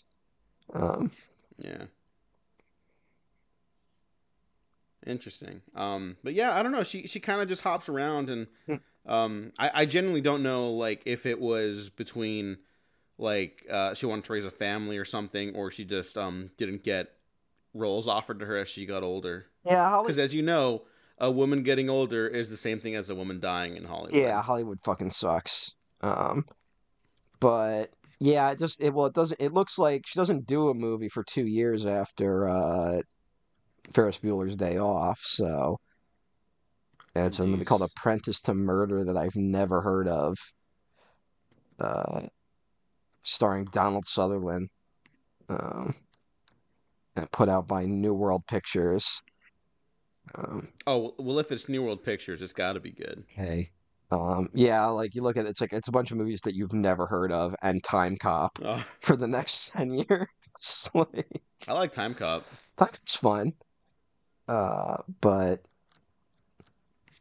yeah, it's weird. It's weird they never really, fucking Jennifer Grey probably got more out of Ferris Bueller's Day Off than she did, you know? Mm. Mm-hmm. Like she was in a Coppola movie. Yeah. um, but Um. Oh hey. There's someone else in this movie that we haven't really talked about yet. the Gump, Robert Picardo as eh, Meg Mucklebones. yeah, the fucking witch that tries to fucking eat Tom Cruise for a minute or whatever the fuck. Yeah, yeah. Okay, Robert Picardo as Meg Mucklebones is very fun, Mm. but really, it's Tim Curry as Darkness Tim, who fucking just fucking kills. yeah, it's just one of the best. Now here's some weird. So the introduction for him in the theatrical cut is just him in a chair, like he's just kind of there, right? Like, and he's got like the Yeah, green eyes and fingertips, yeah. and that was changed for the director's cut. And like they took, but then like the director's cut also takes audio from later in the movie and uses it for the scene where we don't see him, we just see his hand in the chair, like he's Dr. Claw from Mm-hmm. Inspector Gadget. And So it's a weird introduction first of all, but then the kind of true introduction is him coming through the mirror in the movie, and it's Hmm. just incredible in terms of both like visual and like the sound design of the hooves like touching the floor and shit. Just oh my God, it's one of the best moments ever. And Yeah, so that original like scene in the chair you're talking about, like mhm, in the director's cut, that's like not there, yeah, right? Like that's later, and that was, I believe, a reshoot, mhm, or at the very least, like the mandate to like, hey, you got to introduce this faster for American audiences, because Ridley Scott also said this, like the American version is much more like streamlined because like American audiences are mhm, uh, they want the simple pleasures, you know, like mhm. they want like it's more action focused, and European audiences have a patience that Yeah, Americans don't really, and I think that is true. I do think swapping the scene out is the better call. yeah. Like I don't think you need that intro right then, anyways. Tim Curry's got such a weird filmography because it's like he's so totemic, I think, in a lot of our lives, and it's like he does he does the Rocky Horror Show, which is like the stage version, and then there's the Rocky Horror Picture Show, which becomes a cult classic. Then it's like a lot of like gaps and movies you don't really know, and then he's Rooster Hannigan in the John Huston Annie movie just before Hmm. this. Like that's probably like his biggest role post Rocky Horror. And then he does Legend and Clue in the same year, which are both terrific performances, but they both bomb. And then it's like 5 years until he is a supporting character in The Hunt for Red October. Um, like I guess he was more of a stage guy for a long time. And I'm just trying to think like when does that shift happen where it's suddenly like, oh no, he's one of the like guys, like he's someone we just love, right? Um, Yeah, I don't know. It might be Maybe it might be playing Pennywise, which is 1990. Um, that sounds about it right. might be him. Like once you play Pennywise, because that's that thing where like adults and children watch the It miniseries. It like freaked out children of that era, and then all the adults were like, "It was a fucking spider the whole time." Like, so, Yeah.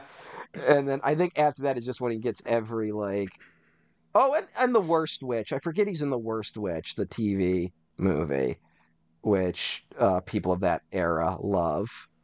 Um, I'm actually not familiar with that one. it's about the worst witch. Oh, okay. It's Thanks. kind of about a young girl who's like I think it's a magical school type story. It's kind of like a proto Harry Potter of just like, but she's like she's the worst in her class and stuff like that. Um, Hmm. and so it's about her learning to stand up for herself. It's apparently very popular. I saw that thing maybe once, so I barely remember it. Uh, but Now, Tim Curry is just amazing and has an insane amount of range as an actor. Hmm. Like I said, we both thought the same thing. I'm just like, he is darkness, and then he's Long John Silver in the Muppets movie. Like, Yeah.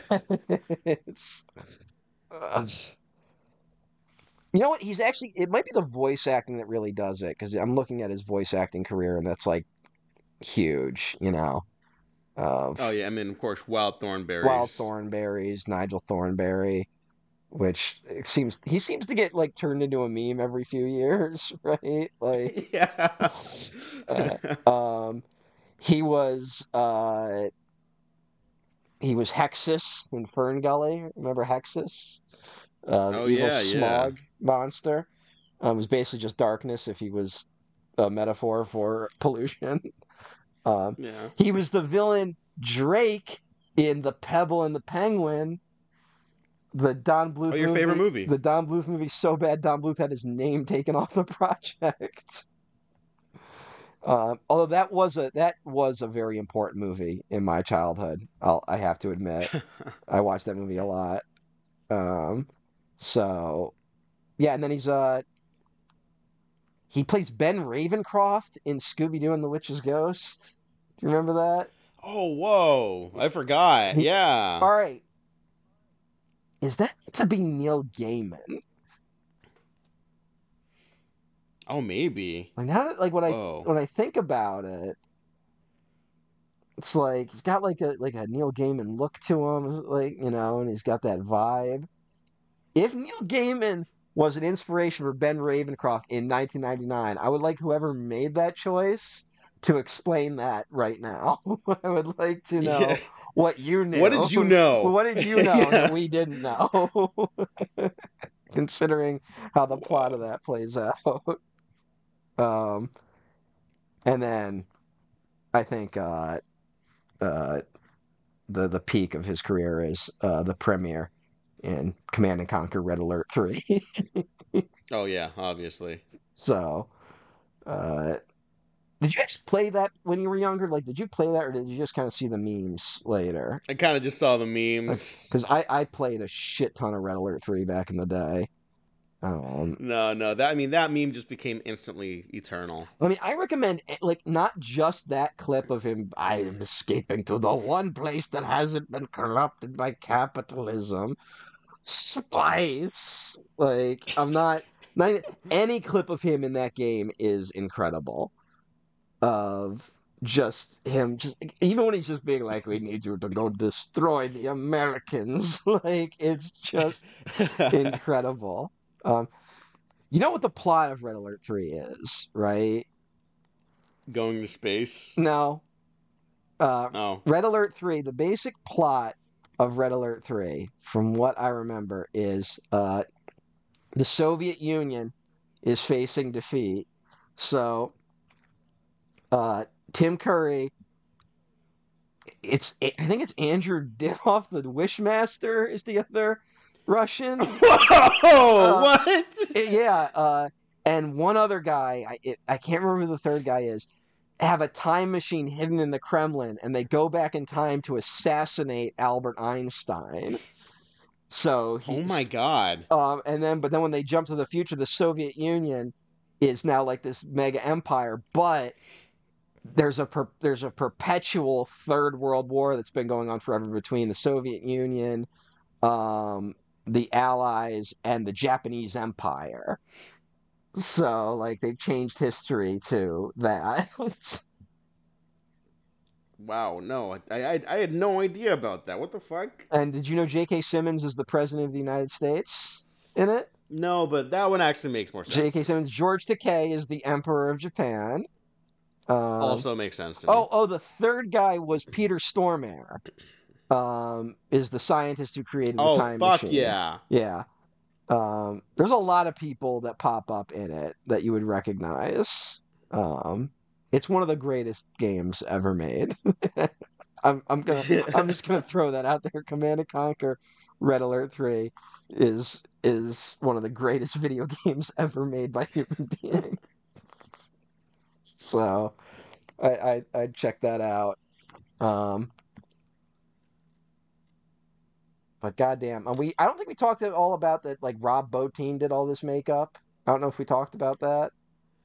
I think we brought it up for like a second, but let's do it again because it's unfucking believable. It's unreal. I mean, on the whole, this is one of the best looking movies ever. The makeup is another testament to that. Like, the special effects and the makeup are fucking out of this world good. They look like real things. Like they never look false. Yeah. Which isn't always like a qualifier for me because I'm watching a movie. But like, Jesus fucking Christ, I can't see it. You know what I mean? I can't see the fakeness. Like, especially Tim Curry as Darkness. Like, that just looks like they found Satan and put him in a movie. Yeah. Yeah, they're like, do you want to be in a movie? Satan? Yeah. Like, I got nothing going on. Like, it's the 80s. I just thought I'd take, Reagan's president. I just thought I'd sit back and relax and let things play themselves out. So I guess I'll give being in movies a try. But did you know Ronald Reagan was afraid of numbers? Like the concept? Like numerology and shit like that. Like he believed like No, I didn't. he like believed that things added up to 666, then like there were genuine demonic qualities to them. I didn't know that, but it does track He for him. moved some government building back in the day because its address was technically 666.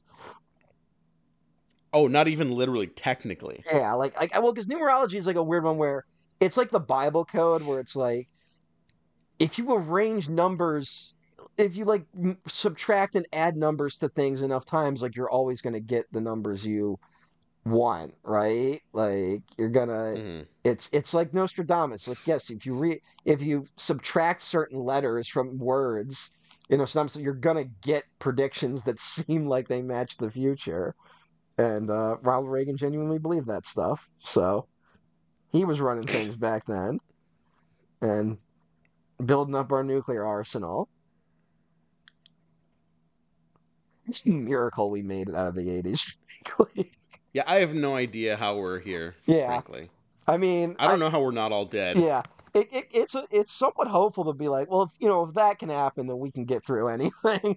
Like, Yeah, Jesus fucking it's Christ. sort of hopeful in that sense, but goddamn, fucking Reagan, you fuck. You know? Um, Uh, but yeah, the effects are fucking unbelievable. mm, This is only 3 years after the thing, right? yeah, it's like he does like the Howling, the Thing, and then this. Like that's an insane run for a guy.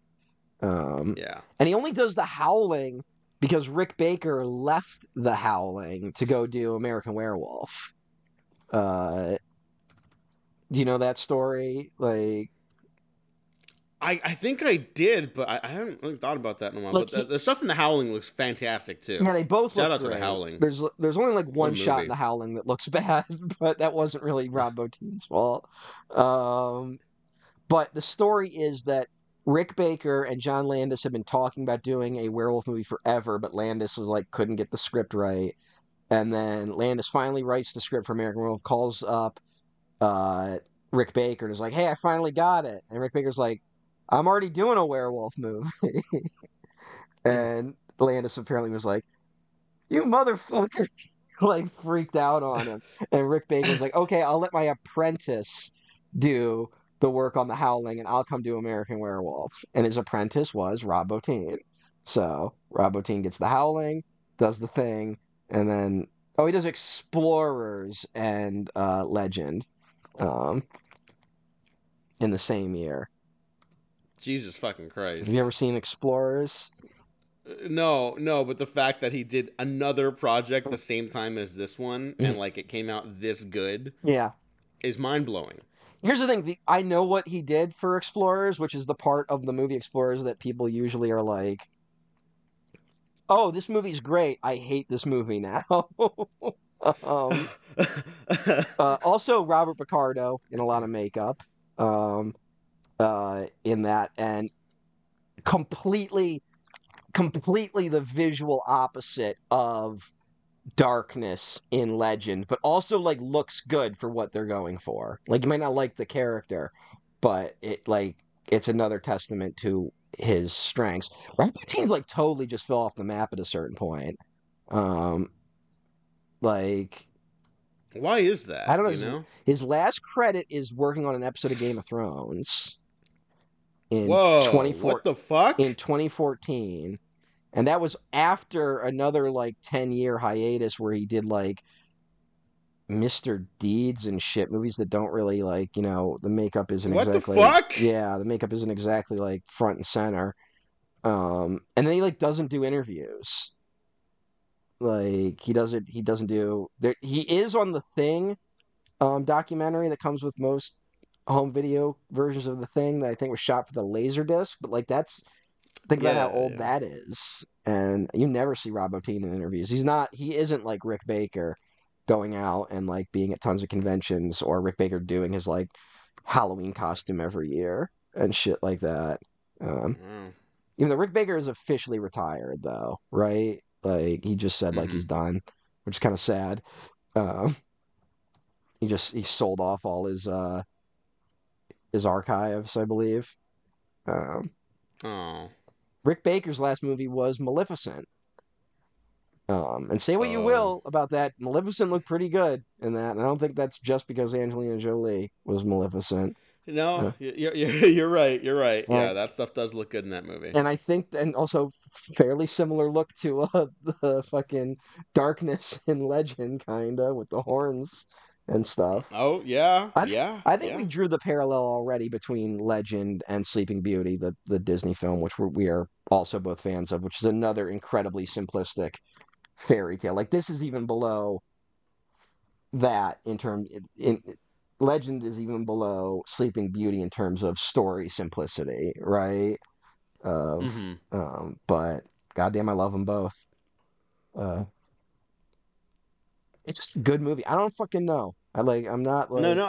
I mean, to talk about like the look of the film too. Like, there's like really Scott's so fucking good at this, and even still. But like, I think specifically in this era where he shot with anamorphic lenses, which need significantly more light than spherical lenses, which he uses now. Mhm. With like the work in like this and Blade Runner and Alien. You also have to layer images a certain way Mhm. because anamorphic like has a much more like it can have a much more shallow depth of field. Um, and it tends to be like a softer look to the images, which is why when movies use anamorphic now on digital and you don't like you don't treat the image properly, it looks very like bland and shitty. I just saw the new Ghostbusters and it fucking was ass Oh my God. water, but I was and too it looked like distracted. shit. I was too distracted by how old everyone looked in it. Yeah, it was kind of a It downer. was a real And downer. I didn't go out of my way to watch it. It was just like some family was watching it, and I Same. was like, yeah, like my family, so whatever. Um, but yeah, so like with Legend, like just the way it looks, in terms of like even the lighting and like the marriage of the cinematography and the production. So first off, cinematography done by Alex Thompson. Do you know who that is? We talked about it, but I already forgot. Okay, Alex Thompson is the cinematographer of Kenneth Branagh's Hamlet, Mhm. Stuart Baird's Executive Decision. If you've ever seen that movie, I Yes, like I that have. movie. Yeah, yeah. Yeah, Alien 3. He takes over for Jordan Cronenweth, Oh, yeah, who yeah, was that very ill. unfortunate, yeah, that situation there. Um, Yeah, very sad situation. But Alex Thompson, like in the yeah, making of stuff for Alien 3, he goes to say like he's looking at the footage that was shot right. He's like, I hope I can match up to this, and he's like an incredible cinematographer. So it's like even when you're that talented, don't worry if you doubt yourself. Like it's just natural. It's human. we're ignoring though Yeah. two of his three of his best movies. He's got a lot of great movies. I'm not even sure which ones you're referring to Actually, there's specifically. a few. Well, first of all, he also did Excalibur and The Keep, Yes, which which are are which are the big important. ones for us, maybe. Um, Yeah. um, but he also did Dr. Phibes Rises Again Oh, there we go. for American International I've not Pictures. seen that. Have you seen any of the Dr. Phibes movies? No. There's some Halloween watches for you. Those movies are insane. Okay. Uh, Okay. This is the first I've heard of them. fucking really? Yeah. Oh my God, Dr. Phibes is amazing. It's like an acid trip version of Saw. Oh my Like, god. yeah, yeah. Dr. Phibes, like, if I remember the story correctly, Dr. Phibes was in a car accident with his wife, and he blames the doctors for not saving her life. So he wants to get revenge, and his revenge is themed to the 10 plagues of Egypt. And Oh my god. yeah, yeah. And oh, did I forget to mention who plays the abominable Dr. Phibes? Yes. Who? Vincent motherfucking Price. Oh my god. So, Okay. Okay. Yeah. so I need to see this. watch those movies. They are Yeah. the first one's better, but like they're both equally insane. All right. But to stick with Alex Thompson's work here in Legends, like there's this incredible like layering in the images where like you got the people in the foreground or the middle ground, but then the background's always busy too. Yeah, It's like there's this Kurosawa level like fucking work with like the elements and like wind or it's like the final like shot at leaves. Kagemusha, but like every scene. Yes, it's so fucking awesome, and it looks so fucking good. Like, yeah, you can kind of tell like maybe it's like in a stage, but like who gives a fuck? Like, it Yeah, looks so good. They shot on like the Bond stages, Who's the production designer? I just had it. I'm sorry, but the production design in this is incredible. Scott worked with someone who he's trying to get. That's what I remember. Who was it?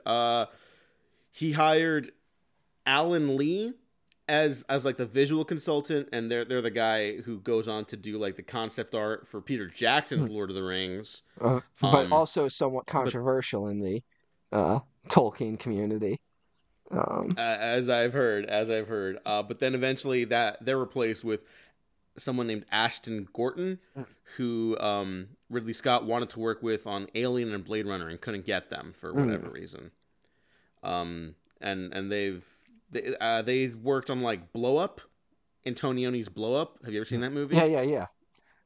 Yeah, which is not nearly as busy production wise. Yeah, it's a very different production, but very different movie, but it's a great movie. It's a great movie. You should all watch it. And yeah, so very, very busy production on this. They shot in the Bond stages. They end up not even being able to use as much of the production stage as they wanted because there was a big fire that burnt down, and they lost a bunch of the forest stuff that they hadn't shot yet. So okay. There, they actually do go into like a forest to shoot and cover their bases there because they just lost it. They went some of the redwoods, right? Was like, detrimental. Yeah. Yeah. Which is kind of interesting to use such an American thing for such a European vibe fairy tale. Yeah.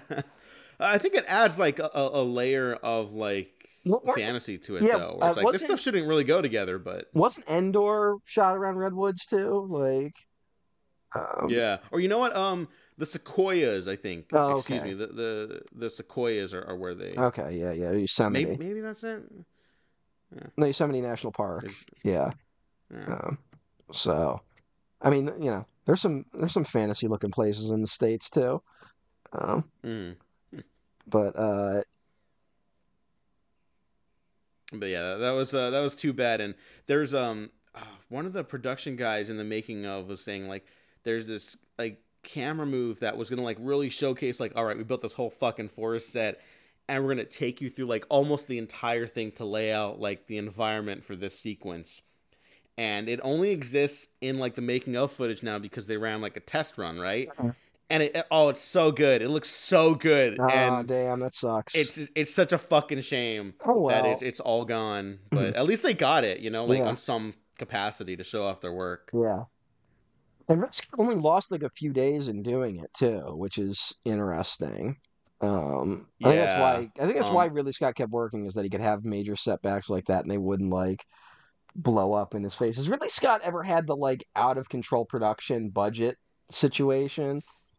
Like, no, the very first time I think I've ever heard someone say like the money's out of control is with Gladiator 2, and frankly, I do want that for Gladiator 2 because Gladiator 2 doesn't need to exist. So it's like, fuck it. If I have to do this movie, I'm gonna make this fucking movie. I'm gonna make it a fucking goddamn movie. Yeah, and that could get the fuck out of my way, Hollywood accounting bitches. And that could like, also be like him trying to shoot Gladiator 2 the way he shot Gladiator, which is the right choice, and then studios being like, wait a minute, we wanted a sequel to Gladiator, not a sequel to Gladiator. Like, dumbasses fucking running studios these days. All these fucking morons.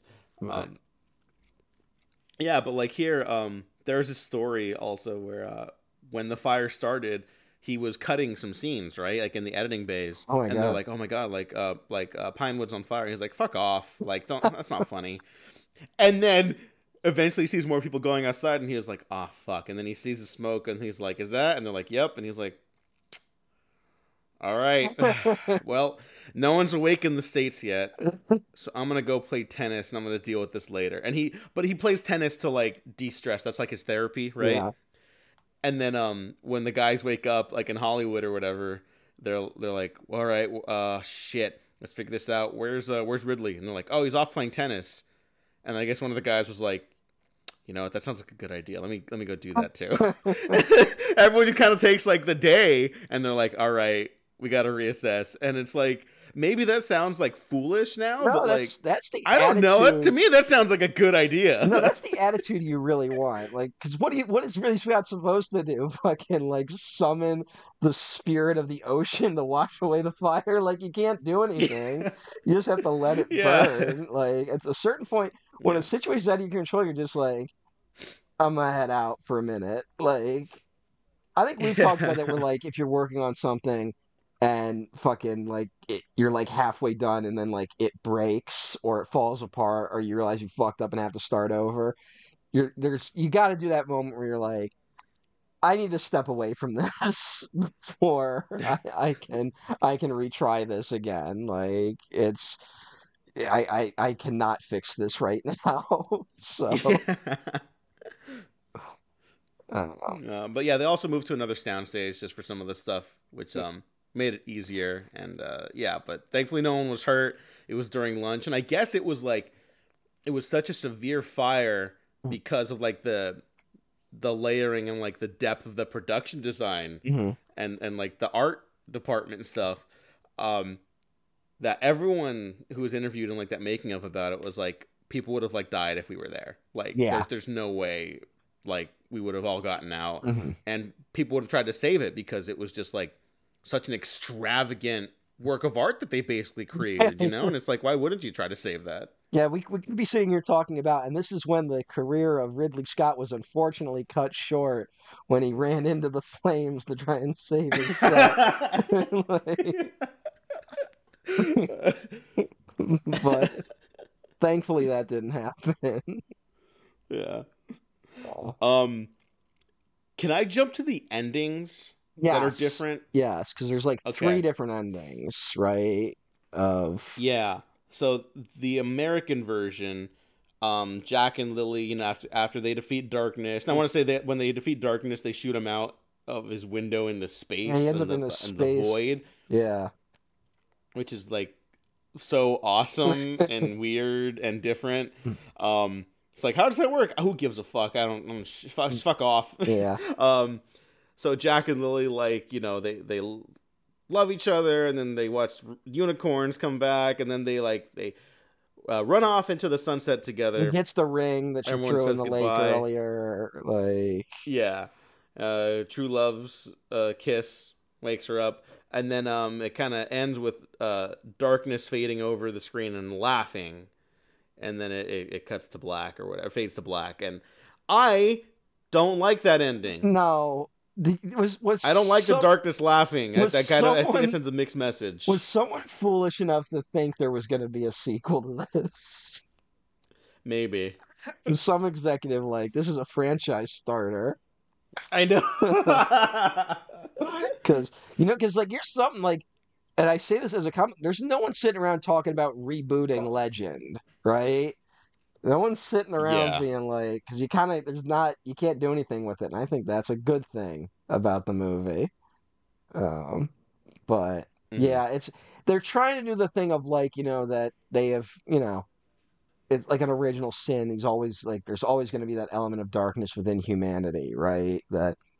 That's what separates us from nature around us, is that there is goodness and evil within us, as opposed to just natural, you know, feelings or vibes and stuff like that, which are in certain eras, like more romantic versions. It's like, well, love is like this ethereal force that's in nature. Or if you're Werner Herzog, it's everything is chaos and murder and genocide.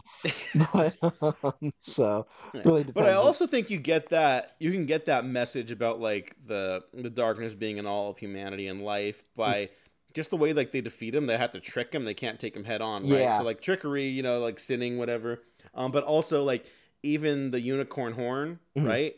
Like they stab Darkness with that, and it's like, oh, they're using like something that is once like representations of innocence to vanquish something, even if it is like an evil being, you know. It's like that's there. It's in the movie, so it's like you don't need him laughing. And it could have been all that dialogue of him being like, "I'll be with you forever," as he is shot out. I mean, yes, that too. Yes, but I do think you need it physically represented, not just through dialogue. But yes, you're totally right. You're totally right. Yeah, it's a little the European type thing. Yeah, it's like five hats by that point. The European version is the same ending without darkness crossfading over the final images, which does work, and I think that's pretty good. The director's cut um, is Lily and Jack going their separate ways, and they will always treasure and love each other, Lily and Jack, but Jack returns to the forest and Lily returns to the cottage, and the fairies and the unicorns are all happy, and it's like, oh, so like it's. I think that is a much more fairy tale esque ending, There's a certain or a fable ending. yes. I think all have their strengths and their weaknesses, you know. Um, Yeah, but I don't like or dislike them running off together and them ending up separate any more or less than the other. I think they both totally work. yeah, it is the darkness, like laughing, that is the more embarrassing element of it. Um, Yeah, but yeah. You know what? If I saw that like in theaters in 1985 or whatever, and then like I was like, "That's pretty good," and then it ends like that, I'm like, "Yeah, I'm not doing fuck this." you. That would have definitely put a bad taste in my mouth. Yeah, wouldn't have been a Like, look, great. I love Tim Curry as Darkness too. I don't need to see him once he's defeated. Yeah, yeah. Like we got it. We got what was happening there.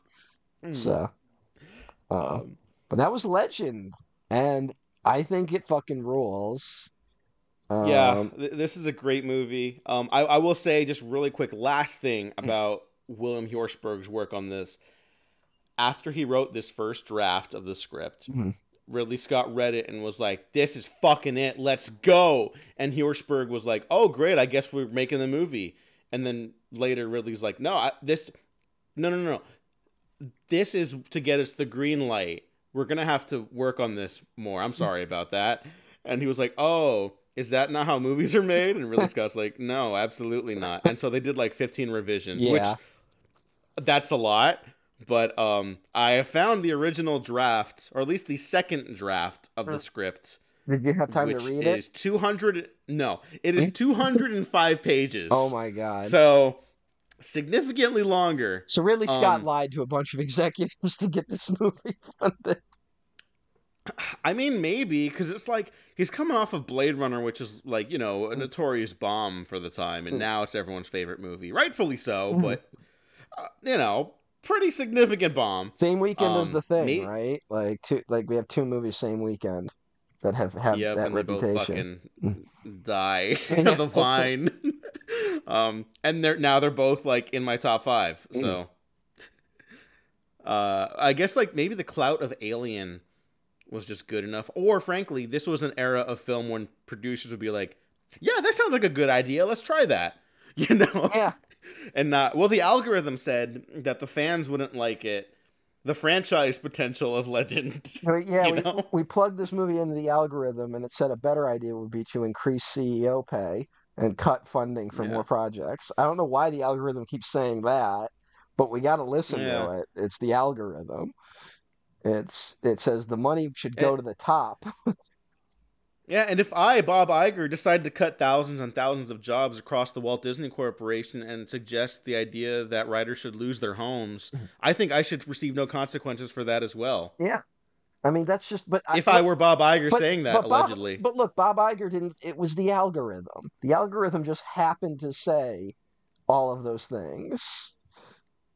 It's just the I think a lot algorithm. of bad things should happen to people. Hey, unrelated. The guy I was talking to was just behind Ron Perlman at an airport when they were going through TSA. Oh, that's awesome. So it's more than one way to lose a house. More than one way to lose a house. Yeah, God bless Ron Perlman. Yeah. Did you Uh, hear about the Hellboy screening they did? Where like Ron Perlman called in for like a post movie interview, and he was like, thank you to everyone who's in the audience who's loved this movie since day one. Like, thank you for being there all these years. It means a lot to me. And to all the newcomers, where the fuck were you guys opening weekend? It's like, that's pretty funny. goddamn, Ron Perlman fucking rules. Yeah, Ron Perlman's pretty funny. Yeah. That's kind of cool. Uh, Yeah. but Legend. Legend. What a movie. Yeah. 5 stars for me. Um, I think it's one of Ridley Scott's best. I think I stand by it. Deserves to be in conversation with the run of Alien and Blade Runner. of just an incredible three-picture run right there. Um, I recommend the theatrical cut if you're gonna start. I really think like watch the theatrical cut if you vibe with it at all. Check out the director's cut. Um, and yeah, I'm surprised What I'm is surprised Ridley Scott is so worshipped now. And like not to be a dick about it, but it is like every fucking 3 weeks there's a new take on Prometheus. That's just like I'm the one brave enough to say Prometheus is great, and I'm like, great, yeah, yeah, yeah, Well, and right now it's because Alien Romulus is popular. You have yeah, to but understand no, that. but That'll like go away for you again, and no, then but it'll come back in a couple years. still even between the lulls it happens, and whereas no one talks about Legend, it feels like, and Maybe this is the podcast that starts it. maybe. I hope. I mean, I'm taking credit for the AVPR Yeah, I know. fucking revolution that's happening. So, uh we'll see where all that Yeah. heads. But What is your Ridley Scott top 5 then, if I could just ask before we wrap up? I don't know if I have an order here. So, like don't quote me on an order. Um Mm-hmm. but it'd be Alien, Blade Runner, Legend, Kingdom of Heaven, and then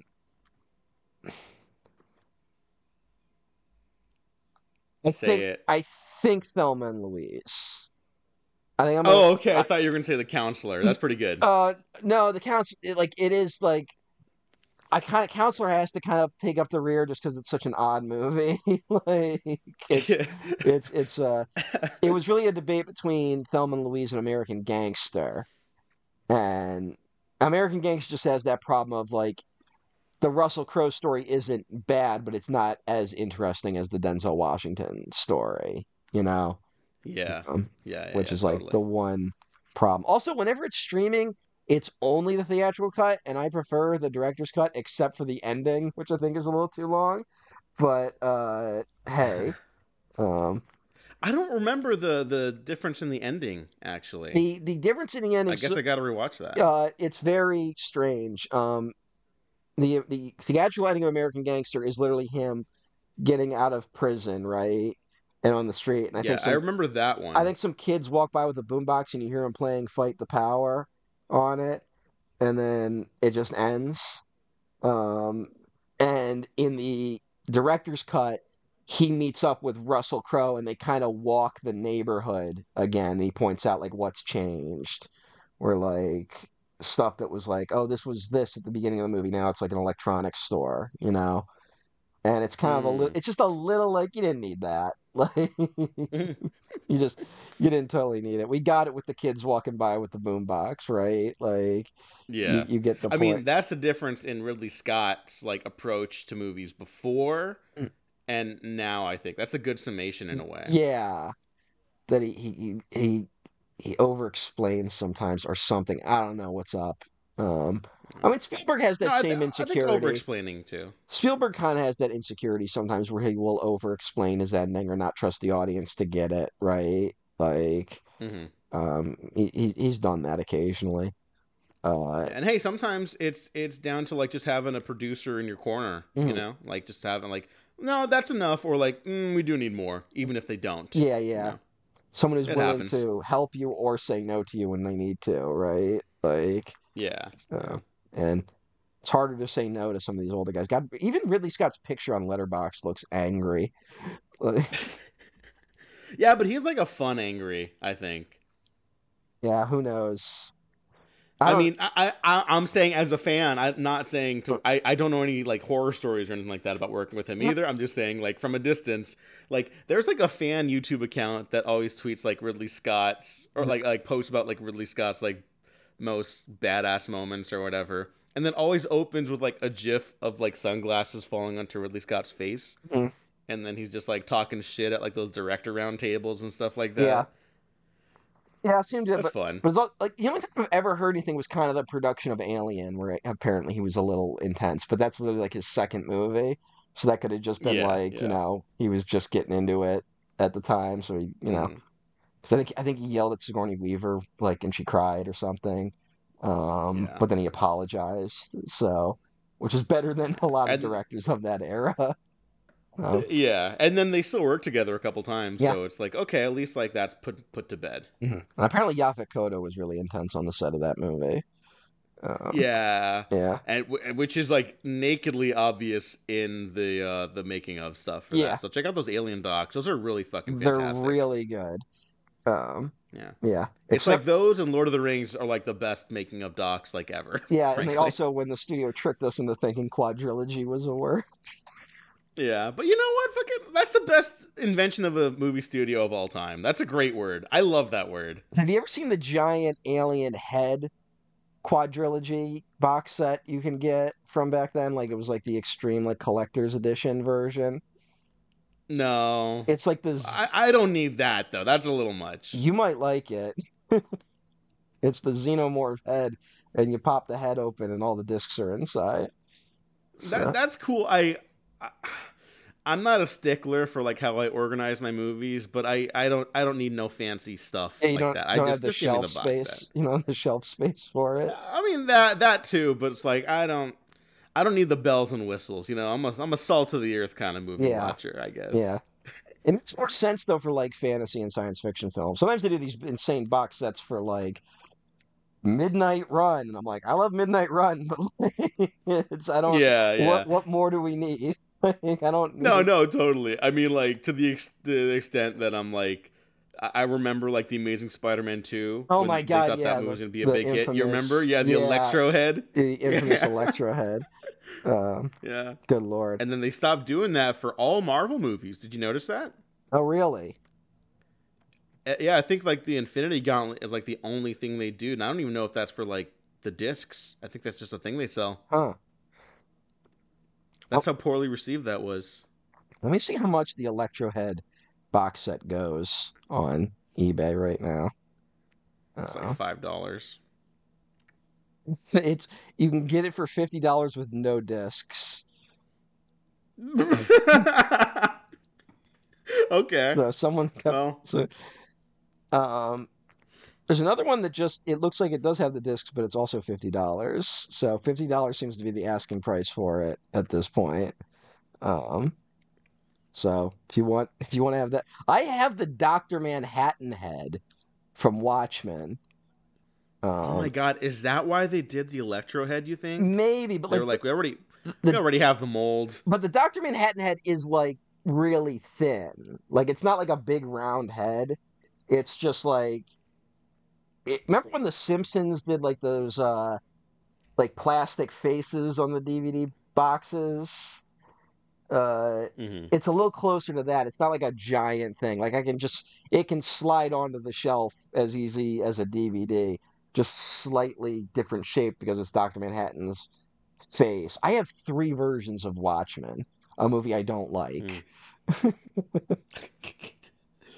Good looking movie though. I desperately I just want you people to know how much I've given a chance to Zack Snyder. I wanted to like Watchmen so much. I bought 3 different versions of it with the promise that this will be the version that makes it all fit. And I got suckered in again with the fucking Justice League movie.